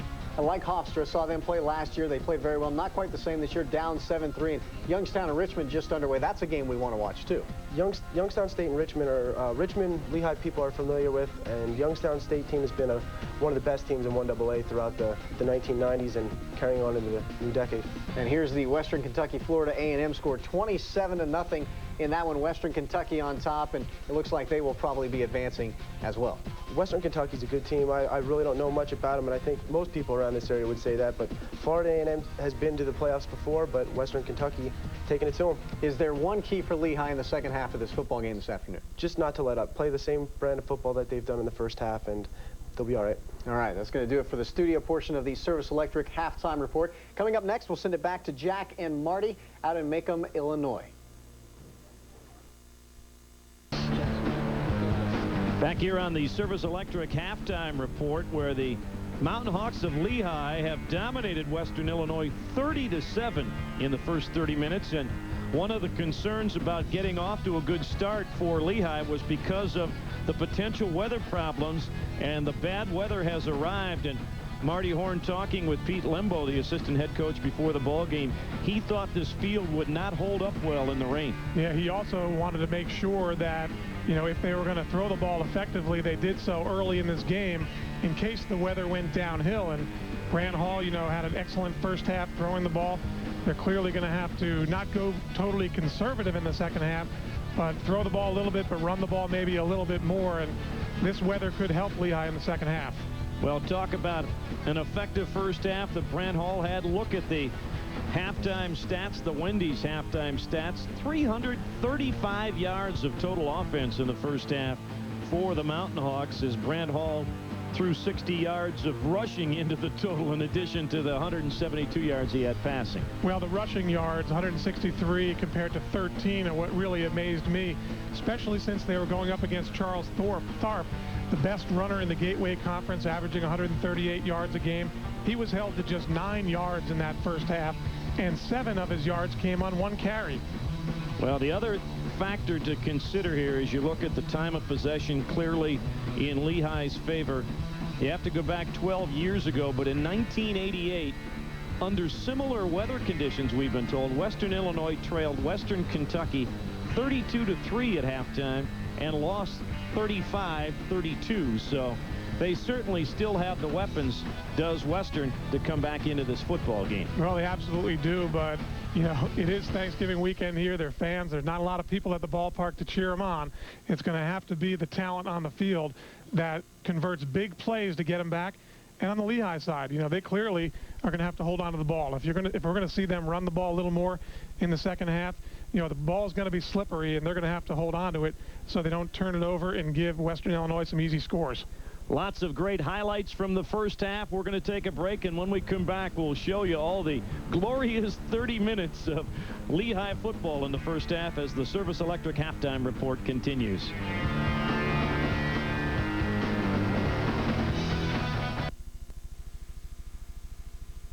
Just about set for the second half of football here at Western Illinois. Lehigh leading at 30-7. The rain has subsided for the moment, but it rained, well, now it's starting to pick back up again. It rained heavily here at halftime, and particularly, Marty, between the hashes as this game goes on, the conditions are going to get much more slippery. Well, I certainly will, and you know, that can tend to favor the offense in some degree, especially when you have receivers that are fast, that know how to make moves, have the advantage down there. You can get a defensive back slip and maybe a big play happen, but I think the smart thing Lehigh did in the first half, other than score 30 points and hold Western Illinois to just 7, is they made sure that if the weather was bad in the second half, they wanted to come out aggressively in the first half and throw the ball early and often. They ran particularly well. They threw well. But if Brant Hall, we talked before the game how he does have small hands and sometimes has trouble gripping the football in poor weather conditions. Hopefully they won't need his arm much in the second half. The football will belong to Western Illinois to start the second half. They won the opening toss and deferred, hoping that their defense could set the tone. Instead, it was the Lehigh offense that set the tone, scoring on their first 3 possessions. And in fact, Western did not get a first down until the second quarter, and their first down came on a penalty by Lehigh. Well, Lehigh came out with a great game plan. You know, Kevin Higgins, you know, he laid low all week. You know, he's a great motivator of his team. He's a great psychologist, and I think his team, you know, really came out with a chip on the shoulder, but focused on the task at hand. They were well prepared in every facet of the game. They had 1 miscue on kickoff return team, but other than that, they played a perfect first half. Second half underway. Kick coming down and handled by Mitchell, and he's got good running room. Walter Mitchell out close to the 30-yard line, 26 yards on the return. A little bit of pushing and shoving, and Sam Clemens will head out for the second half. Clemens in the first half of action went 9 of 13 for 98 yards, a touchdown pass, and of course that huge interception on the final play of the first half that Bubba Young returned for a touchdown. Charles Tharp, averaging nearly 140 yards a game on the ground, had 9 yards in the first half. Clemens will throw on first down, pressured by Appling and company, and down he goes. Ryan Appling and Mike Emery, make that Trey Slayton there to knock him down. Well, you know, it's kind of unusual that you come out with the first play and kind of look for the home run, especially under these conditions, but Clemens was looking down the field, and the pressure just too much. He never had a chance to set his feet. You know, it's hard on the quarterback, too, especially when you're rolling out, to pull up on wet turf and expect to get off a long pass down the field. Loss of 8 on the play. Make it almost 9, we'll say. Clemens mishandled, trying to get something out of it, and he's dropped by Mike Emery. It looked like they wanted to do a quick trap to the fullback, ice him, and he didn't get the ball to him. No, I tell you, Clemens is having some trouble with his feet out there on this wet turf, and it's going to take him a few plays to get adjusted. Looked like a little fake. Tried to run down the line, and they haven't been able to run with their star running back, Charles Tharp, and they're trying to do it there with the option with Clemens, and the field conditions didn't dictate any traction for their quarterback. First down efficiency has all belonged to the Mountain Hawks in this game. 3rd and long as Clemens looks downfield, has time, and now he's going to run it, but Appling with the open field tackle drops him at the 24, and Western Illinois on its first possession will have to punt it away. Brian Appling looks like he hurt his right thumb. Yeah, he's got one pointing sideways there. Thumb make it. They'll take a look at it. That's an easy one to fix. You just pop that thing out, put it back in the joint. You don't want to see it, you don't want to hear it, but once it's fixed, it's not too bad. Jack Foley, the trainer, is going to go over and work his magic on Brian Appling. Mike Cyphers back to punt. Good pressure on the play, and fair catch called for and taken. Back at the 35-yard line, a 41-yard kick and a good catch in the rain by Jason Pinckney. See, there you go, Jack. It's all straight now. Yeah, that's right. A minute ago. Tell me about it as an old receiver. I got some gnarled knuckles, let me tell you. If you're Brian Appling, you look the other way. That's right. Look the other way, bite into your mouthpiece as hard as you can. And pull. Oh. That's all right. That's the least that happens to you during the course of a game. You're lucky. Yeah, no kidding. Brand Hall directing the attack out of the shotgun on first down. Fakes it to Pleasant. Down the field, and it is caught by Josh Snyder. Just ahead of the hit from Damon Williams. Out near the 45-yard line and close to another Lehigh first down. And they're going to say first down for the Mountain Hawks. So Brand Hall, who was near perfect in the first half, he is 16 of 20 on the afternoon. His lone interception was a ball he was trying to throw away. And he had no trouble throwing the ball there, even though the conditions have gotten worse. That ball was zipped right in to Josh Snyder for a first down. The Grizzly of Montana, the top-ranked team in 1AA with the early lead at home. Delaware pouring it on against Portland State. Pleasant tried to get around the corner, and Ed Hartwell said, "I don't think so." No gain on the play, maybe a half a yard. The winner of the Delaware-Portland State game plays the winner of this game at the home of the higher seed, which would be Delaware, and McNeese State still with the advantage on Georgia Southern in what is the big upset to this point of the first round of the 1AA playoffs. 2nd and nearly 10. Little slip screen, and nothing doing there as Avon Mack did all he could to get back to the line of scrimmage. And it'll be a loss of a yard, make it 3rd and 11. And it'll be harder as this half gets on. Throw the ball, and Lehigh's thrown the ball on every down here so far in their first possession. Now, they told us that they had some insect and disease problems with the grass here this season, and have struggled with the turf here at Hanson Field all year. Very choppy between the hashes, and that means it will get very slippery as this rain continues to fall. Hall with time, deep down the middle, and it is picked off. Deflected by Hartwell and intercepted by J.R. Jenkins. They got the deep drop that time from Ed Hartwell, and J.R. Jenkins gets his 4th interception of the year. Yeah, and Brand Hall's not the kind of quarterback who throws a lot of interceptions. He only threw 3 on the season this year, but, Hartwell's a quality linebacker. We've talked about him the whole game. He dropped into coverage. Looks like Josh Snyder was going to be open, and he just deflects the ball up, and the interception occurs. Well, Marty, as a former quarterback, you know that unfortunately down the middle it's better to be early than late. Yeah, it sure is. And Brant might have been a half a tick late. So Clemens will put it in the air for Western on first down. Going downfield, and it's picked off. The turnaround is fair play. That's Brendan Moore, number 20. Not a starter, but certainly a contributor on that defense. He's a much quicker pass defender as some of the other guys, and he dropped into coverage there and made a beautiful interception. Brendan Moore, the senior out of Bluebell, Pennsylvania, gets his first pick of the year. Clemens trying to get big yards down the field.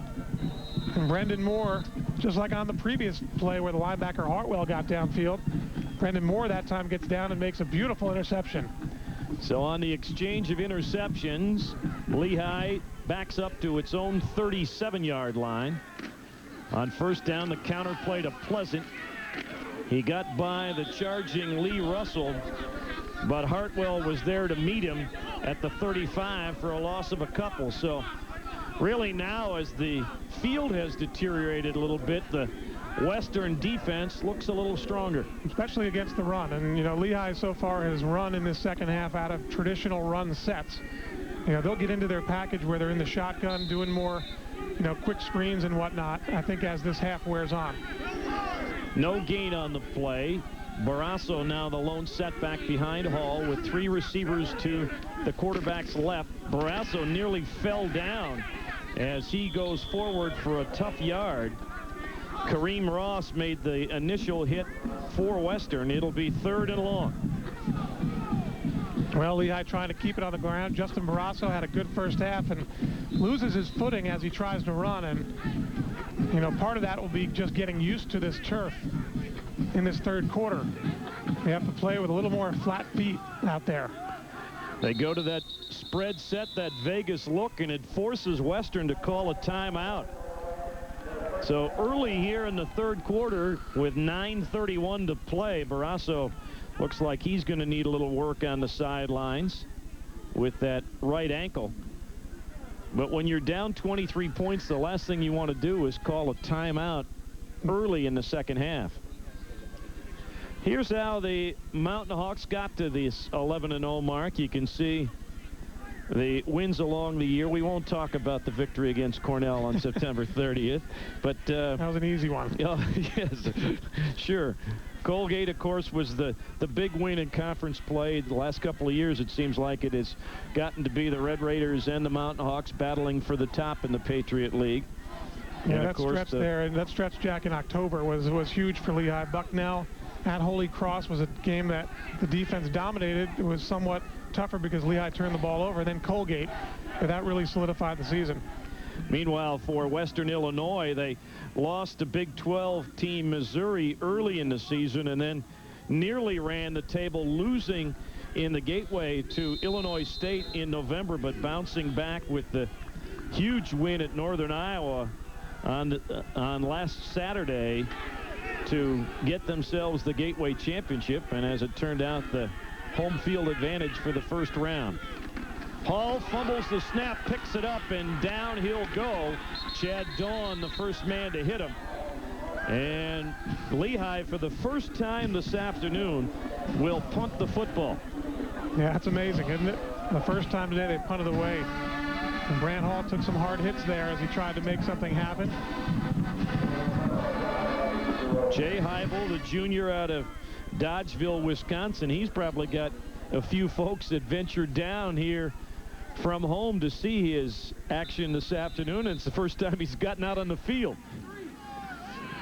Averaging just shy of 40 yards a kick this year. He's had 2 blocked, and see if Western comes after him. Jay gets the line drive away. It is handled by Tharp at his 22. Looking for a seam, and he slips and falls. Boy, he had some running room. That was a fortunate slip for Lehigh after the 42-yard kick by Jay Heibel. The Sports Network poll has Lehigh in the number 8 spot coming into postseason play. Of course, they were the 10th seed overall, as teams like Hofstra were ranked ahead of Lehigh, and it put the Mountain Hawks on the road for this opening round. Yeah, I think that's what confused a lot of fans, where they saw Lehigh ranked 8th and there's 16 teams in the tournament. They figured they should be there, but that's another story. Little quick out route. Bobby Starks, the flanker will catch it out near first down territory. The fifth-year senior out of Whitney Young High School in Chicago. Another one of the multiple transfers. He began his career at Tennessee and was on that Tennessee national championship team of a couple of years ago. Came back home and has been their best receiver. Well, they certainly have a collection of transfers here. Most of those coming from Don Patterson's predecessor, who is now coaching at Southwest Missouri State. Don, like his mentor Hayden Fry, a lot more conventional in terms of the true freshman recruiting. Clemens on the roll, bounces it to his intended target, Frisman Jackson. I got to tell you, Trey Slayton looked like he had a bead on Sam Clemens, and all of a sudden somebody grabbed a hold of him and stopped his progress, but no flag on the play. So let's see if we can see this. Well, he's down in the middle of the screen there, number 92, and he gets through, and there's a little bit of a grab there by number 50.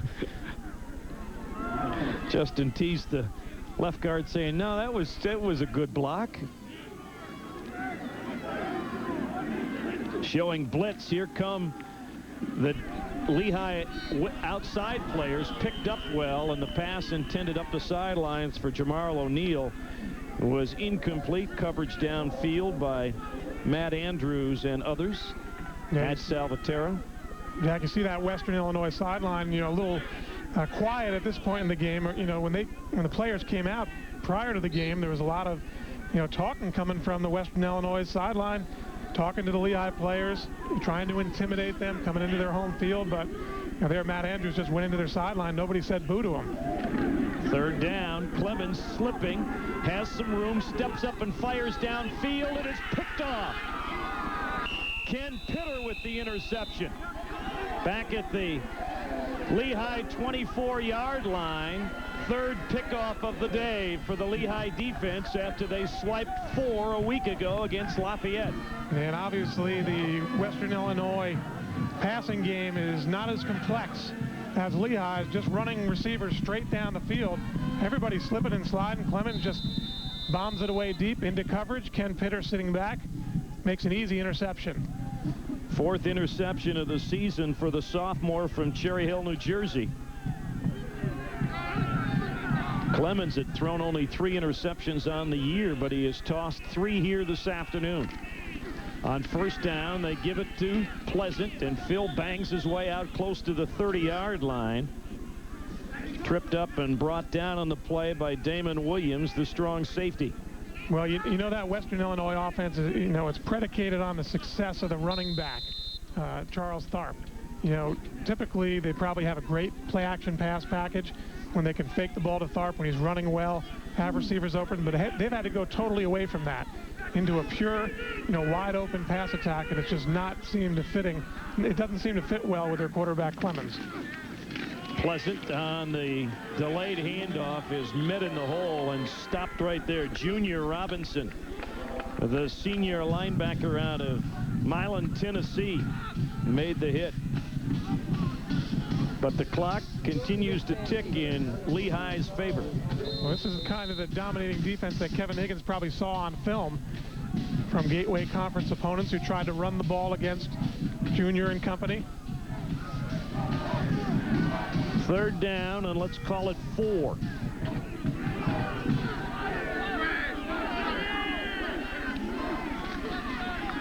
Brant Hall on the roll, the throwback, and wide open. And running up the field, Derek Merrifield, the fullback. Down inside the 25-yard line of Western. They'll mark it right at the 25, a 46-yard pitch and run.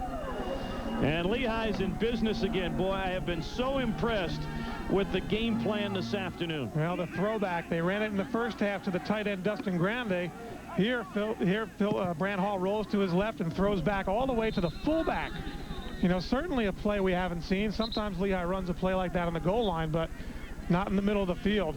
And Merrifield picks up a huge gain. Only the 6th catch of the year for Derek Merrifield, but had lots of space before he was finally run down by Ed Hartwell and Ryle Irish. Right at the Western 25-yard line. Empty backfield for Brant Hall as Snyder goes in motion and now works his way back. Still 10 on the huddle clock.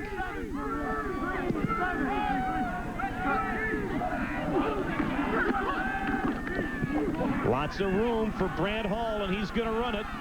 Hartwell will get credit for the tackle, but Brant, doing the wise thing, slid down and let Hartwell go right over the top of him. He'll have another Lehigh first down. Well, the good thing there was, they ran an audible where they identified it was man coverage, and once Brant Hall broke out, all he saw was Lehigh receivers getting covered by secondary men and tight man-to-man. There was no one sitting in his zone except for the big middle linebacker. He falls down. Brant Hall just takes off.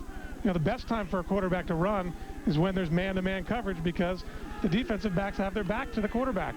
J.R. Jenkins, number 15, took more of the Hartwell hit than Brant Hall did. They'll give it to the fullback, Merrifield. He'll get a couple of tough yards. Merrifield will be getting the call at fullback now the rest of the ball game. We see Justin Barrazo down on the sidelines in front of us with the ice pack on his right ankle.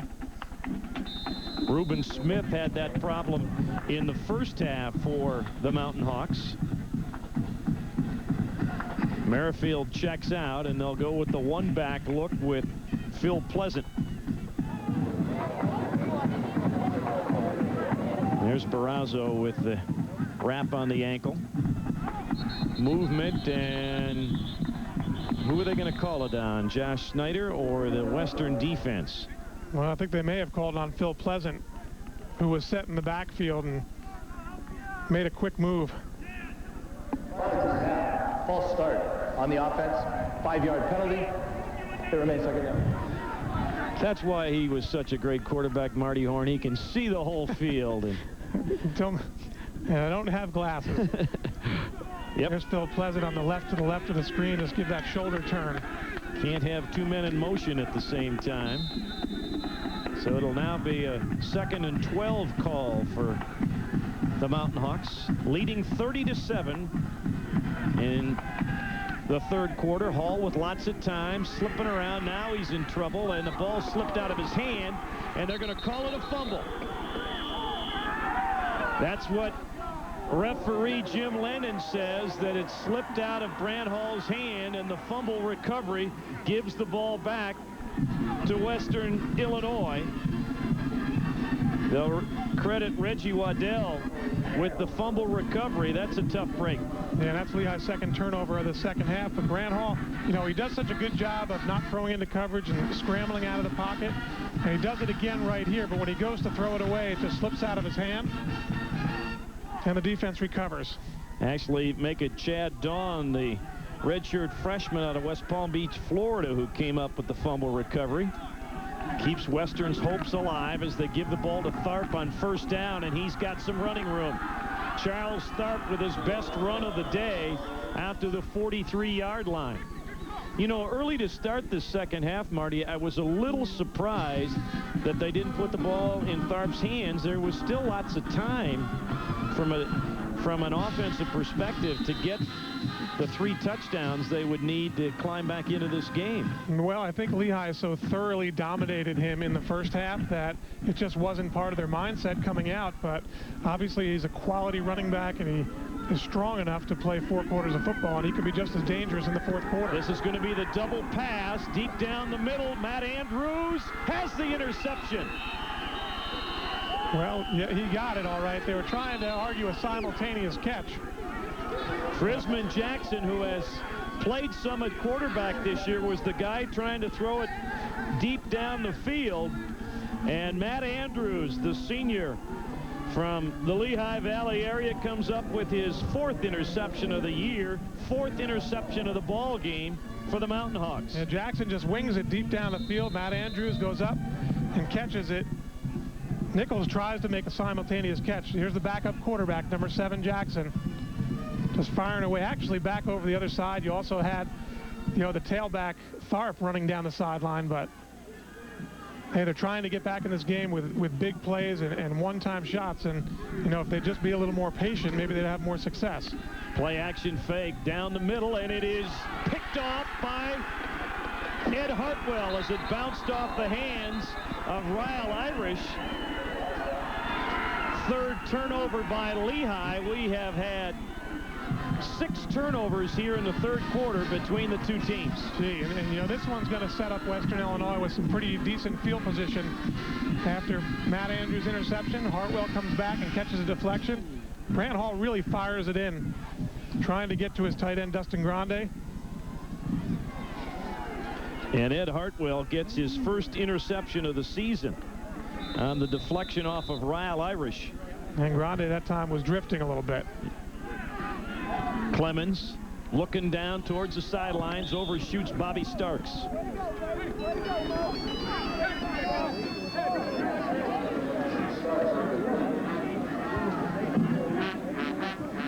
There's a shot of Hartwell on the sideline, the leading tackler in the country, leader at causing fumbles in the country, and there he has his first interception of the game. He also had a deflection in this half that set up another interception.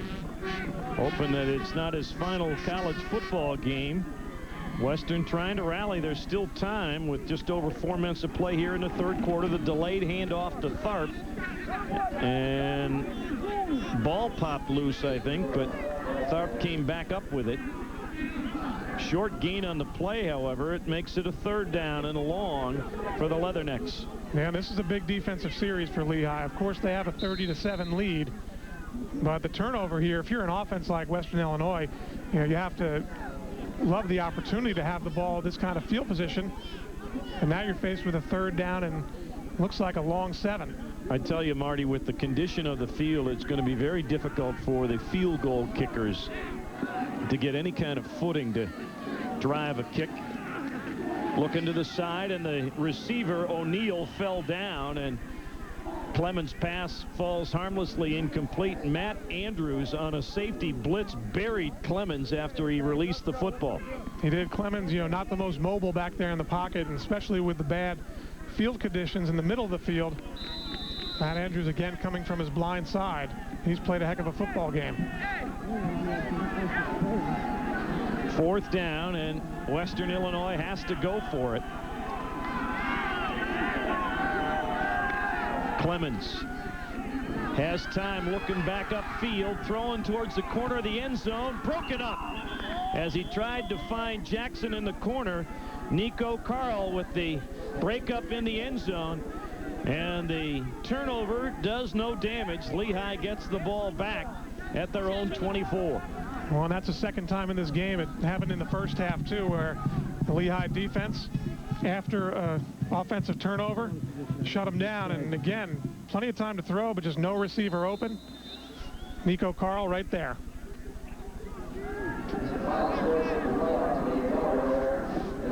There's got to be a lot of confusion there because, you know, Patterson came from Iowa. He was the offensive coordinator for Hayden Fry for the last 7 seasons when he was there. For 20 years he was at Iowa. Phil Pleasant gets the carry for Lehigh on a first down effort as the clock ticks towards 3 minutes to play here in the third quarter. The 30-7 score was our halftime score, and we had a great deal of rain that fell during the halftime period.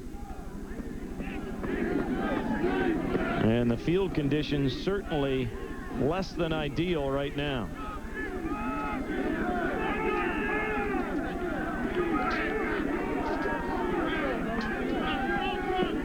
Taking as much of the time as he can. Brent Hall rolls to his right. He's going to keep it. Breaks through one tackle, gets around the corner, and gets out close to first down yardage. He'll be a couple of yards shy out near the 35-yard line. And Brant Hall that time scrambling out. They have just lost sight or just didn't have the footing to make a cut and pick up the first down. Does a great job just to get away. And he needed to get to the stripe there about the 35-yard line to get a first down. Couldn't really plant his foot and cut up. Well, stepped out of the tackle try of Lee Russell to get close to first down yardage. On 3rd and short, they give it to Pleasant, and he'll get the first down. Got up behind the big backside of Earl Cheddick and moved it across the 35 for the Lehigh first down. Well, that's just a great job of executing. You know, they ran a little trap block, even in short yardage. You know, again, taking advantage of that strong defensive front, letting them come upfield, kick them out, and pick up a first down. Clock will continue to run, closing in on 2:10 to play here in the third period.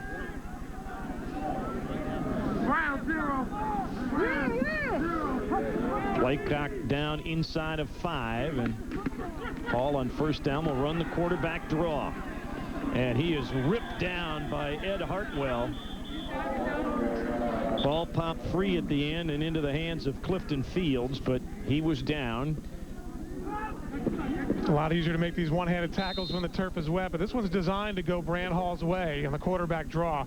Hartwell just reach out and yanks him down by his collar. Got it out to the 45. It'll be a 2nd and a long 3. Brant Hall averaging more than 200 yards a game in total offense, and he's going to be close to the 300 mark this afternoon. The screen to Pleasant with lots of blocking. Phil Pleasant into Lehigh territory inside the 40-yard line. Well, I'll tell you, Jack, I haven't seen Lehigh run the screen this effectively all year.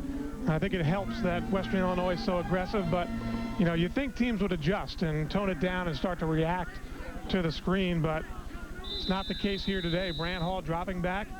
Watch number 54, Jeff Santa Croce, get downfield and get a block at the end. They dump it off there. Phil Pleasant, plenty of running room, even gets a block from Avon Mack. At the 39-yard line of the Leathernecks.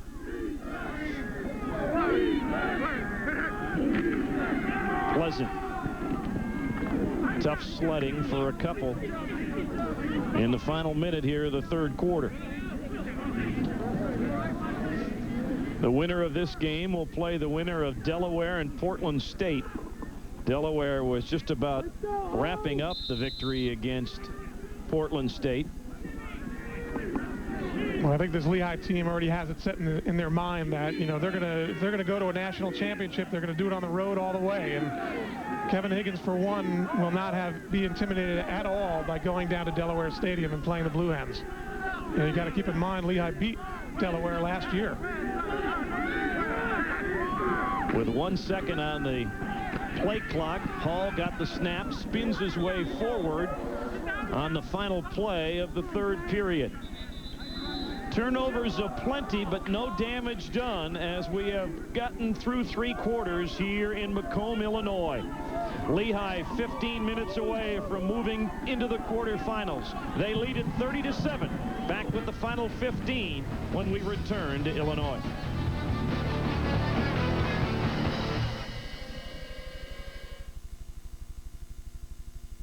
For years, Lehigh University has taken pride in developing the finest local athletes, not only on the field, but in the classroom as well.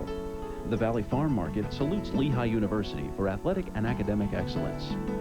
The Valley Farm Market, home of the finest, freshest meats, seafoods, and produce, invites you to stop in and experience their commitment to excellence and your satisfaction.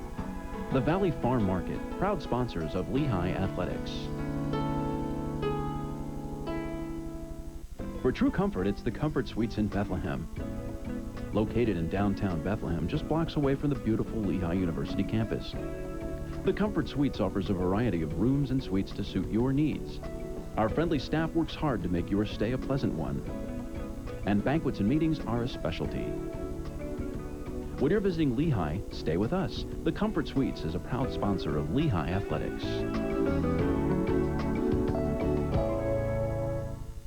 Service Electric Cable TV and Communications offers another Lehigh Valley exclusive, Digital Video Choice, featuring services like Music Choice, 45 commercial-free digital music channels, TV Guide Channel Navigator, your on-screen program guide, helps you find any program quickly and easily using your remote control. Ability to order 6 different channels of in-demand pay-per-view, plus a wide variety of basic and premium services.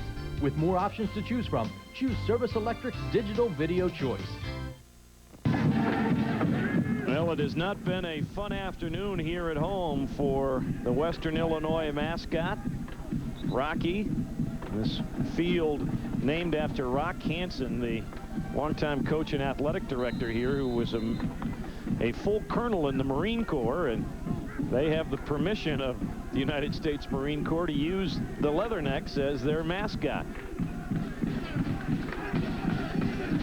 3rd and long as they give the ball to Jamal Bircher, and he's going to be stopped shy of the 1st down. It'll set up a 4th down situation, and they're not going to try a field goal, certainly out of the range of Brian Kelly, and the footing conditions are such that it would not be the advisable thing to do.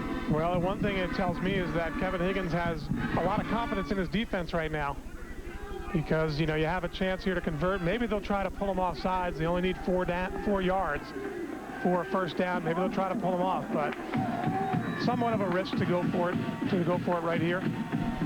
Huddle clock at 5 as Pleasant goes in motion, and they will go for it on 4th down, and they find the tight end, Dustin Grande, with a 1st down inside the 20. You know, I don't know so much if it's confidence in your defense's ability, but more a confidence in your offense. You know, that was cool, calm, and collected. Brant Hall dropping straight back into the pocket. No running backs in the backfield, firing it to his tight end, Dustin Grande, who's wide open. And look at big number 90, Ed Hartwell. He can't even, you know, cover in that situation. Hartwell widening, it looked like, to try and give some support against Phil Pleasant, and that left the tight end Grande wide open. They'll toss it to Pleasant, trying to turn the corner. And we got flags flying, and I'm sure some kind of illegal block by the Mountain Hawks. Looks like someone may have been out there in the corner holding. Now Phil Pleasant and the whole Lehigh offense, I'm sure, is going to be conscious to stay in bounds. Penalty will back up the Mountain Hawks out to about the 30-yard line. Kevin Higgins asking for the number. And if you're the guilty party, you're hoping the official isn't quite sure what number he used. No, they're talking to Hartwell there and march this one off against Lehigh. But again, you go back to 2 plays ago, a huge 4th down conversion. Holding on the offense. 10-yard penalty enforced from the previous spot. Repeat the down. See if we see what happens on the outside. You know, it's an innocent play, a toss to Phil Pleasant around the corner, out in front. Who's that, Josue Leon, possibly holding? Well, whatever, it backs up Lehigh close to the 30-yard line. They'll spot it at the 29, a 1st and 20. Bircher back into the ball game at tailback with Merrifield as the fullback.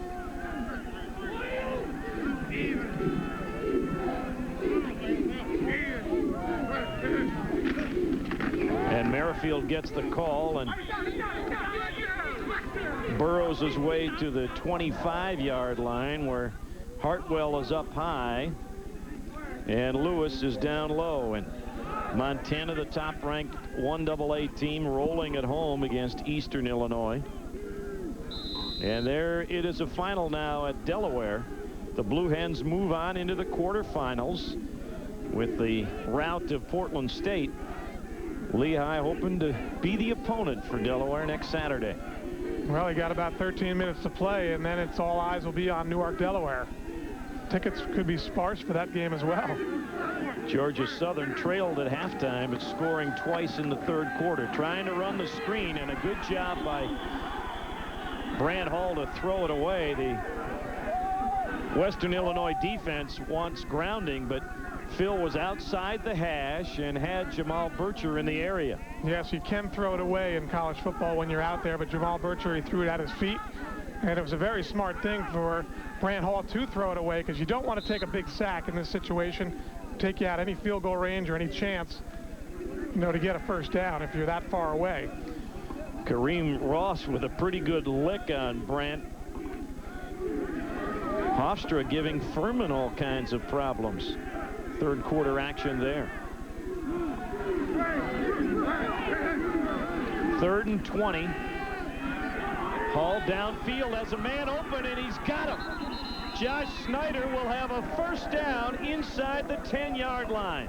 That was a huge completion. I don't know how Brant Hall even saw him. I know the way the play was designed, you know, like they've been doing all day.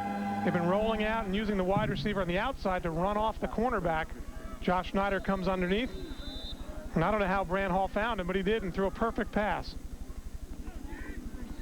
Little crossing route, it looked like, up the field. Had Endler running a post and Snyder running the flag, and it worked. Well, that's worked the whole game for Lehigh. That's obviously been bread and butter for them today. First and goal at the 8. Hall in trouble. The throwback, wide open, touchdown. Derek Merrifield with the score. And Lehigh is moving on. They lead it 36-7. Well, it's been a game of screens and throwbacks and draws, and Kevin Higgins certainly put together a game plan. He knew his opponent.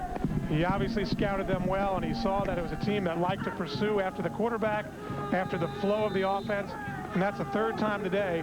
Second time for Derek Merrifield, they catch the throwback. Merrifield's second touchdown this year through the air. Brian Kelly's conversion is good. And Lehigh ups its lead to 30. 37-7 Mountain Hawks with 12:16 to play. We'll be back with more from Macomb, Illinois right after this. Spend an evening. Pacelli's Italian Restaurant, 81 West Broad Street in historic Bethlehem. Kickoff fielded by Antoine Davis, and he is hog-collared down shy of the 30-yard line by Matt Salvatierra. And Lehigh saying they came up with the football, and the official said, nope, still leatherneck ball. Matt Salvatierra had a great season this year. Intercepted plenty of passes, with the MVP of the Lafayette game with 2 in that game. Started as a true freshman last year. Another look at the throwback touchdown as Derek Merrifield finds the end zone. Just as Marty Horn said, just a well-conceived game plan offensively by Lehigh this afternoon.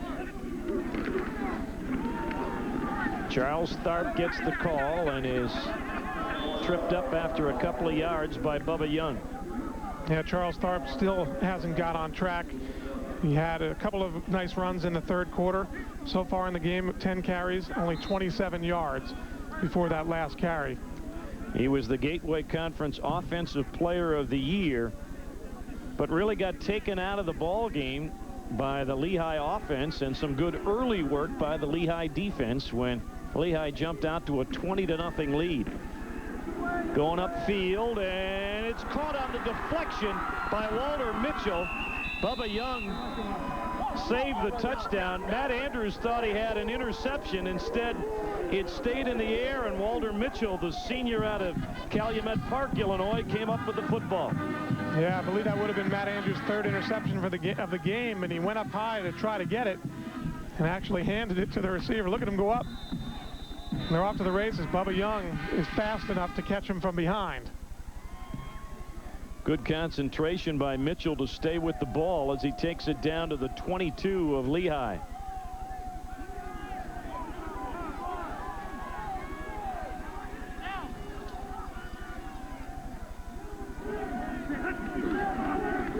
Delay handoff to Tharp, and he goes nowhere.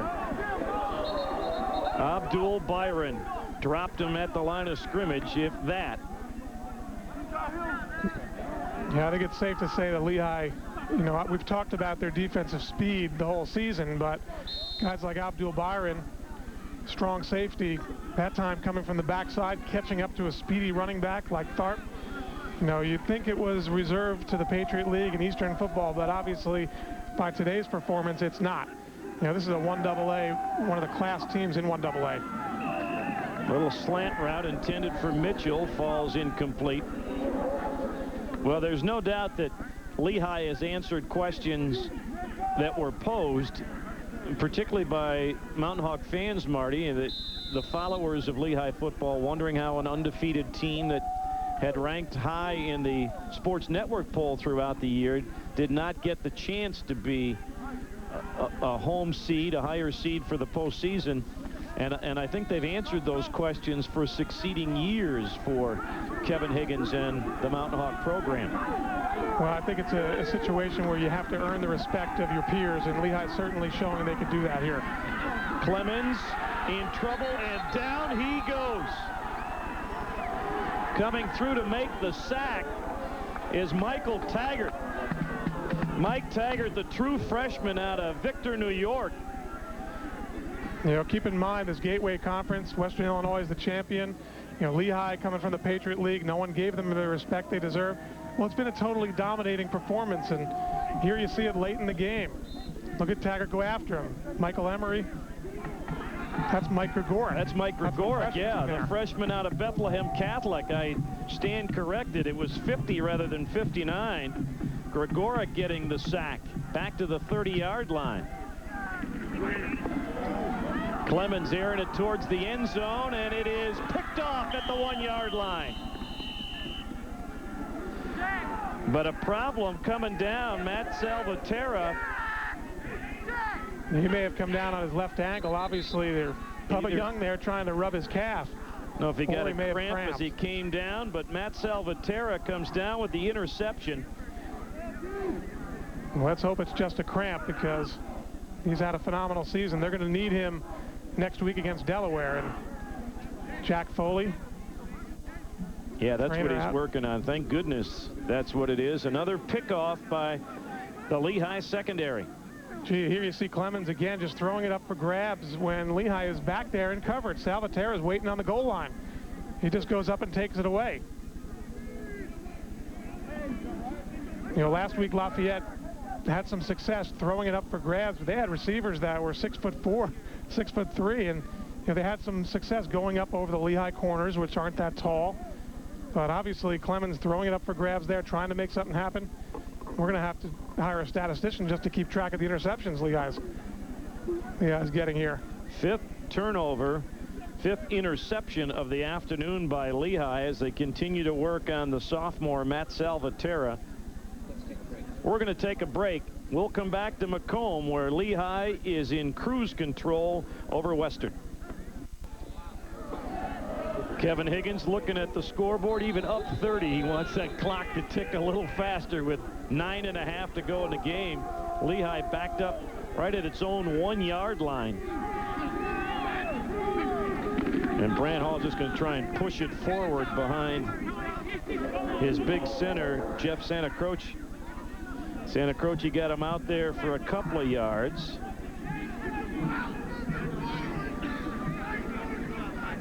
Brant Hall has answered all the questions this afternoon about how he would handle tough weather conditions and the pressure of his first playoff start. Superb in the early going in directing this attack. Yeah, I'd say there's no issue at all with the weather in Brant Hall. I mean, the way he threw the ball all the way up to this point. I mean, a couple of his interceptions were hard, accurate throws that bounced off Lehigh receivers' hands. Again, it looked like almost a problem with the snap, and Hall just falls forward into the arms of Renard Lewis. It'll make it 3rd and long, but the important thing here is to maintain possession and keep that clock running. There's Luke Cianello, the backup quarterback, signaling the plays to Brant Hall.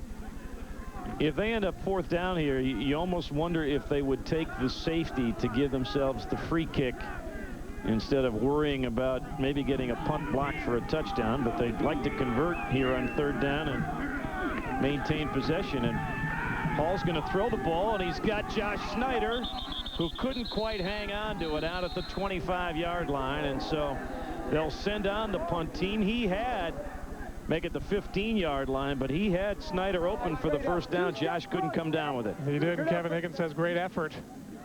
Josh Snyder trying to go up and pull that one down. He's made a lot of great catches in this game. Brant Hall again puts it on a little bit high. Josh Snyder's caught that pass a couple of times today, but he takes a hard hit there, and the ball hits the turf. Jay Heibel is right up against the back line of the end zone. And he line drives it away, and it will roll to a stop right at the 40-yard line of the Mountain Hawks. So well, that's a good job by Jay Heibel getting it away. He didn't have a lot of room to work with, and it's one of the best punters in the Patriot League. Gets it away, and that's the best you can ask for with the ball at the 40-yard line. And with time, definitely the ally of Lehigh with under 8 minutes to go in this one. You know, 2 years ago in the 1AA playoffs, Kevin Higgins took his team down to Richmond and has a 14 seed, I believe, upset a number 2 seed in Richmond. And that game was a lot closer, though. Last second field goal, 24-23. And that's the last time Lehigh had a win in the playoffs. They went on to lose to UMass in another close game. But this is certainly a dominating performance. Clemens on play action will run and gets the first down before he is brought down inside the 30-yard line by Jason Pinckney. But from the Lehigh defensive perspective, you just want them to grind away. You do. You want to keep the clock running. You don't want to give up any easy touchdowns, any big plays. And, you know, Lehigh secondary is way back playing prevent type of defense. Let the quarterback run, keep him in bounds, keep the clock running.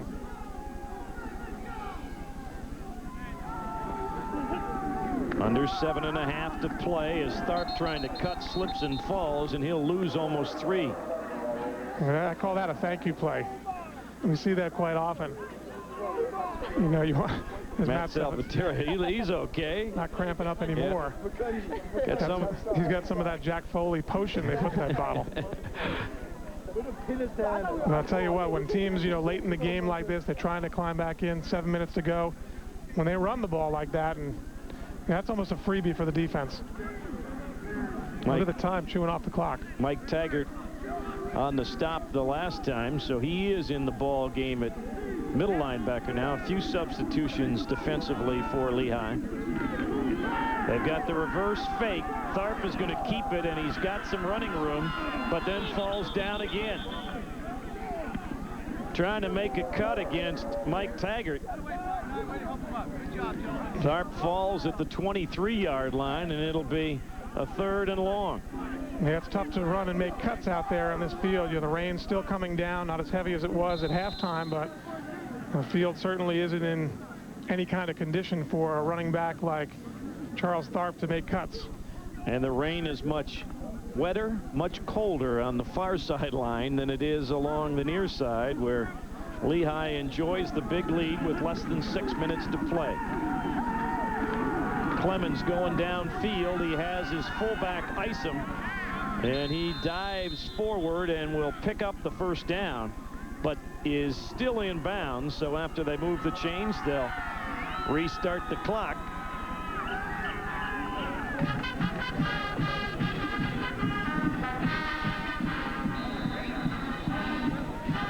Here's a second look at it with Clemens throwing it out to his fullback.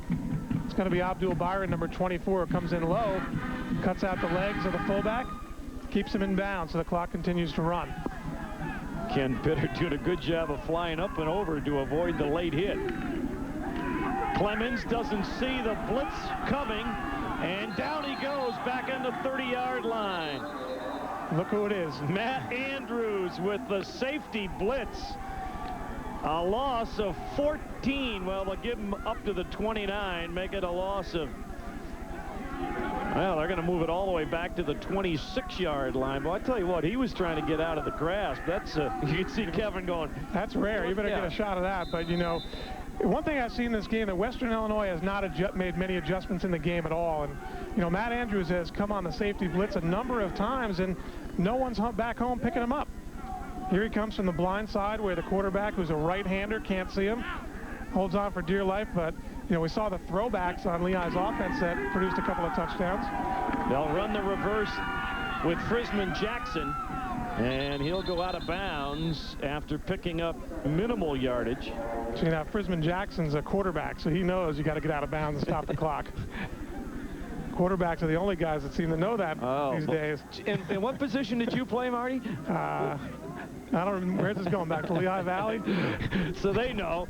They know. Of course, Jack, a standout wide receiver at Cornell.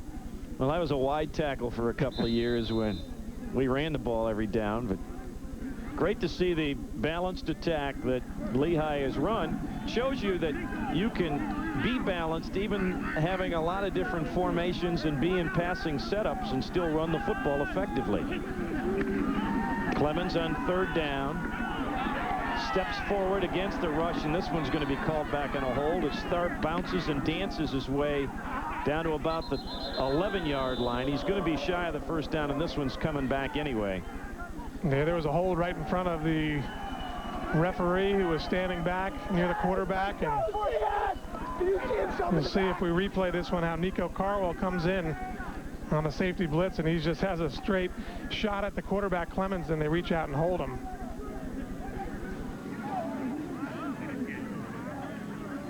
Jim Lennon will give us the official call.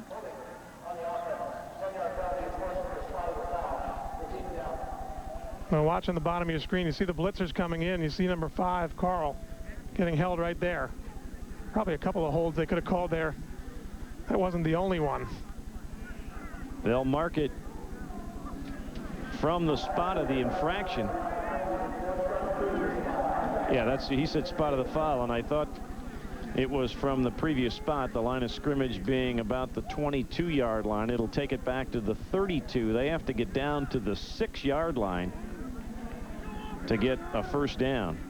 There's Mike Gregoric, the freshman, getting a chance to play as much of the second unit is out on the field now. Well, it's great for them to get this kind of playoff seasoning. Now, coaches will tell you that those playoff practices and playoff opportunities are more important than even spring practice.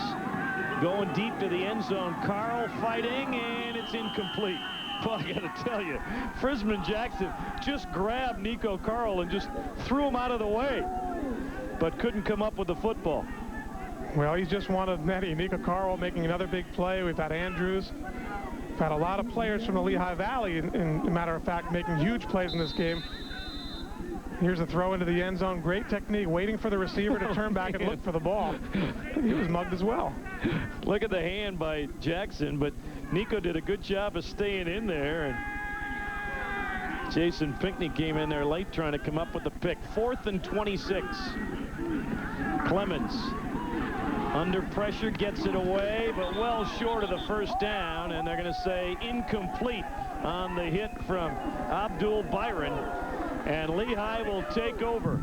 Just a masterful game here this afternoon on both sides of the football. This game featured 2 of the finalists for the Offensive and Defensive Players of the Year in 1AA, and Charles Starp for the Peyton Award and Ed Hartwell for the Buck Buchanan Award. And I would say the Mountain Hawks have outplayed Western Illinois throughout this game. They certainly have, and nothing that guy got to do to make it any easier on Don Patterson and his team. Cianello comes into the ball game at quarterback as he gives the ball to Derek Merrifield. Luke Cianello, the junior out of Dunellen, New Jersey. And a happy sidelines. We're ready. They're saying we're ready. Yeah. Oh, shit. Oh, shit. Well, I'll tell you, they have a lot to be proud of and talk about. A lot of the backups getting plenty of playing time here, but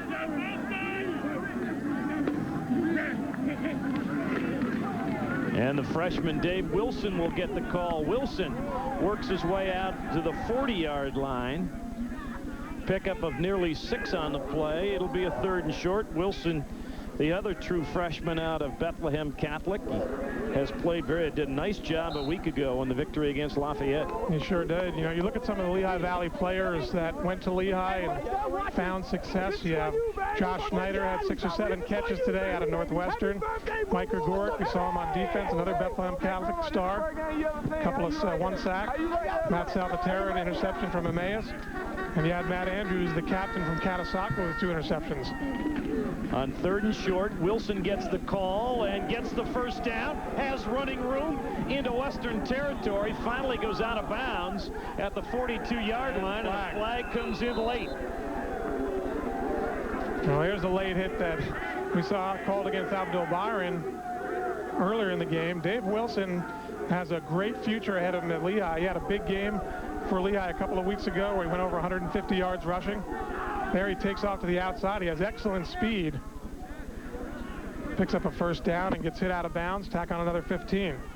Tell you what I like watching, not only that play, Marty, but what I saw on the tape from the Lafayette game a week ago, he's got wonderful balance. You could see just as he went through the line of scrimmage there, he took a pretty good pop in his upper body, and some guys who aren't balanced, they go down.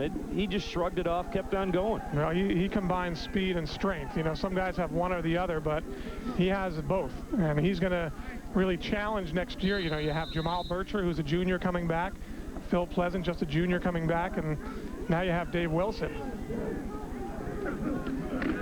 Cianello gives it to Wilson again, and this time Ed Hartwell will drop him to the turf. Hartwell will finish his career with over 500 tackles for Western Illinois, but he will not get a chance to showcase his talents beyond the first round of the playoffs, as his team has been outplayed by Lehigh throughout the afternoon as we get down to the 2-minute mark here in the fourth quarter. And I'll tell you, yeah, there's another Buck Buchanan candidate on the other side of the ball in Bubba Young, who, you know, I think he by far outplayed Ed Hartwell in this game today. Wilson bouncing to the outside. Wilson with running room down to the 10-yard line. Well, playoff tickets for next Saturday's quarterfinal playoff game at Delaware will go on sale on Monday morning at 10 a.m. in the Lehigh ticket office located in Taylor Gym. You can also purchase tickets over the phone, 610-7LU-GAME. All tickets will be $17, and once again, they'll go on sale Monday morning at 10 o'clock in person at the ticket office at Taylor Gym or by phone at 610-7LU-GAME. First down for the Mountain Hawks at the Western 11-yard line. Wilson again trying to bounce to the outside, and Hartwell will drop him right at the 10-yard line for a minimal gain. Yeah, that game next week, certainly to Lehigh fans, will be a great one. You know, Delaware and Lehigh, such a great rivalry for them to meet in the second round. As you know, everyone would have liked a higher seed, maybe Portland State upset, but nevertheless, that's going to be the opponent tomorrow. And next week, I think Kevin Higgins and his team, judging by what they've done in this game, will be well prepared. You know, there's some great articles early in the week about the assistant coaches at Lehigh. We should really touch on, you know, how important a factor they are in getting this team ready to play. Wilson, good hold down to a 5-yard line position. It'll set up a third down, and Lehigh really only has to run one more play before they head into the second round. You know, it was a tough week, too, because it was Thanksgiving week, and coaches had to prepare like it was any other week, and you have guys like Pete Lembo and Dave Cicchini on the offensive side. You have Tom Gilmore. There he is, Dave Cicchini on the right, Pete Lembo on the left. Up there, they want to get down and celebrate. That's right. They also looking at the clock and say, hey, we'd like another touchdown here, I think. Talk about gaining some respect. They'll give it to the fullback Merrifield, and he'll be stopped shy on what is probably the final play of the ball game. But what an afternoon for Lehigh. What an afternoon for the Patriot League as they come out here to the champions of the Gateway Conference, Western Illinois, and dominate from the get-go. Lehigh, with its 12th win of the year, moves on to the next round of the playoffs to tangle with Delaware. 37-7, our final score here this afternoon in Macomb, Illinois. We're going to take a break. We'll be back with more from Macomb. Lehigh moving on in the playoffs.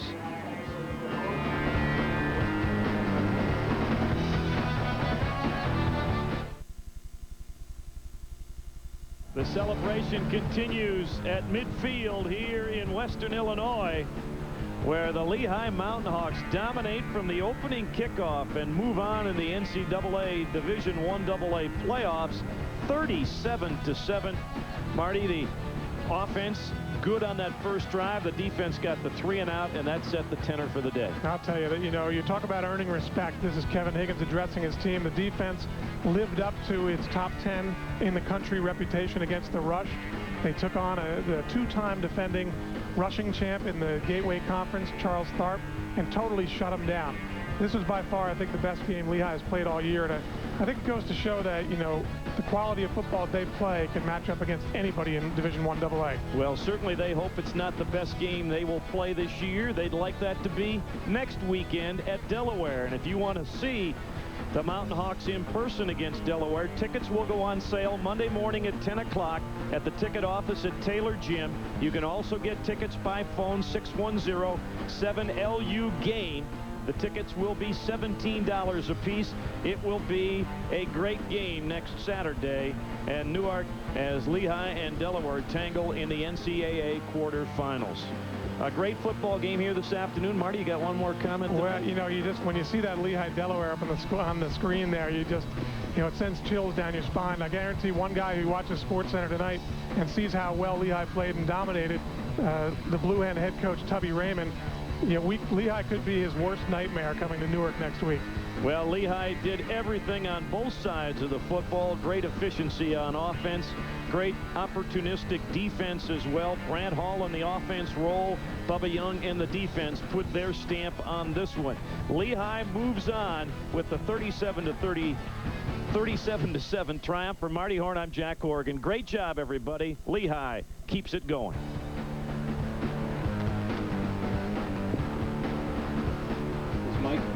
Lehigh Football 2000 has been brought to you by Service Electric Cable and Communications. Catch the replay of today's game tomorrow at noon, exclusively on Service Electric TV, dial position 2.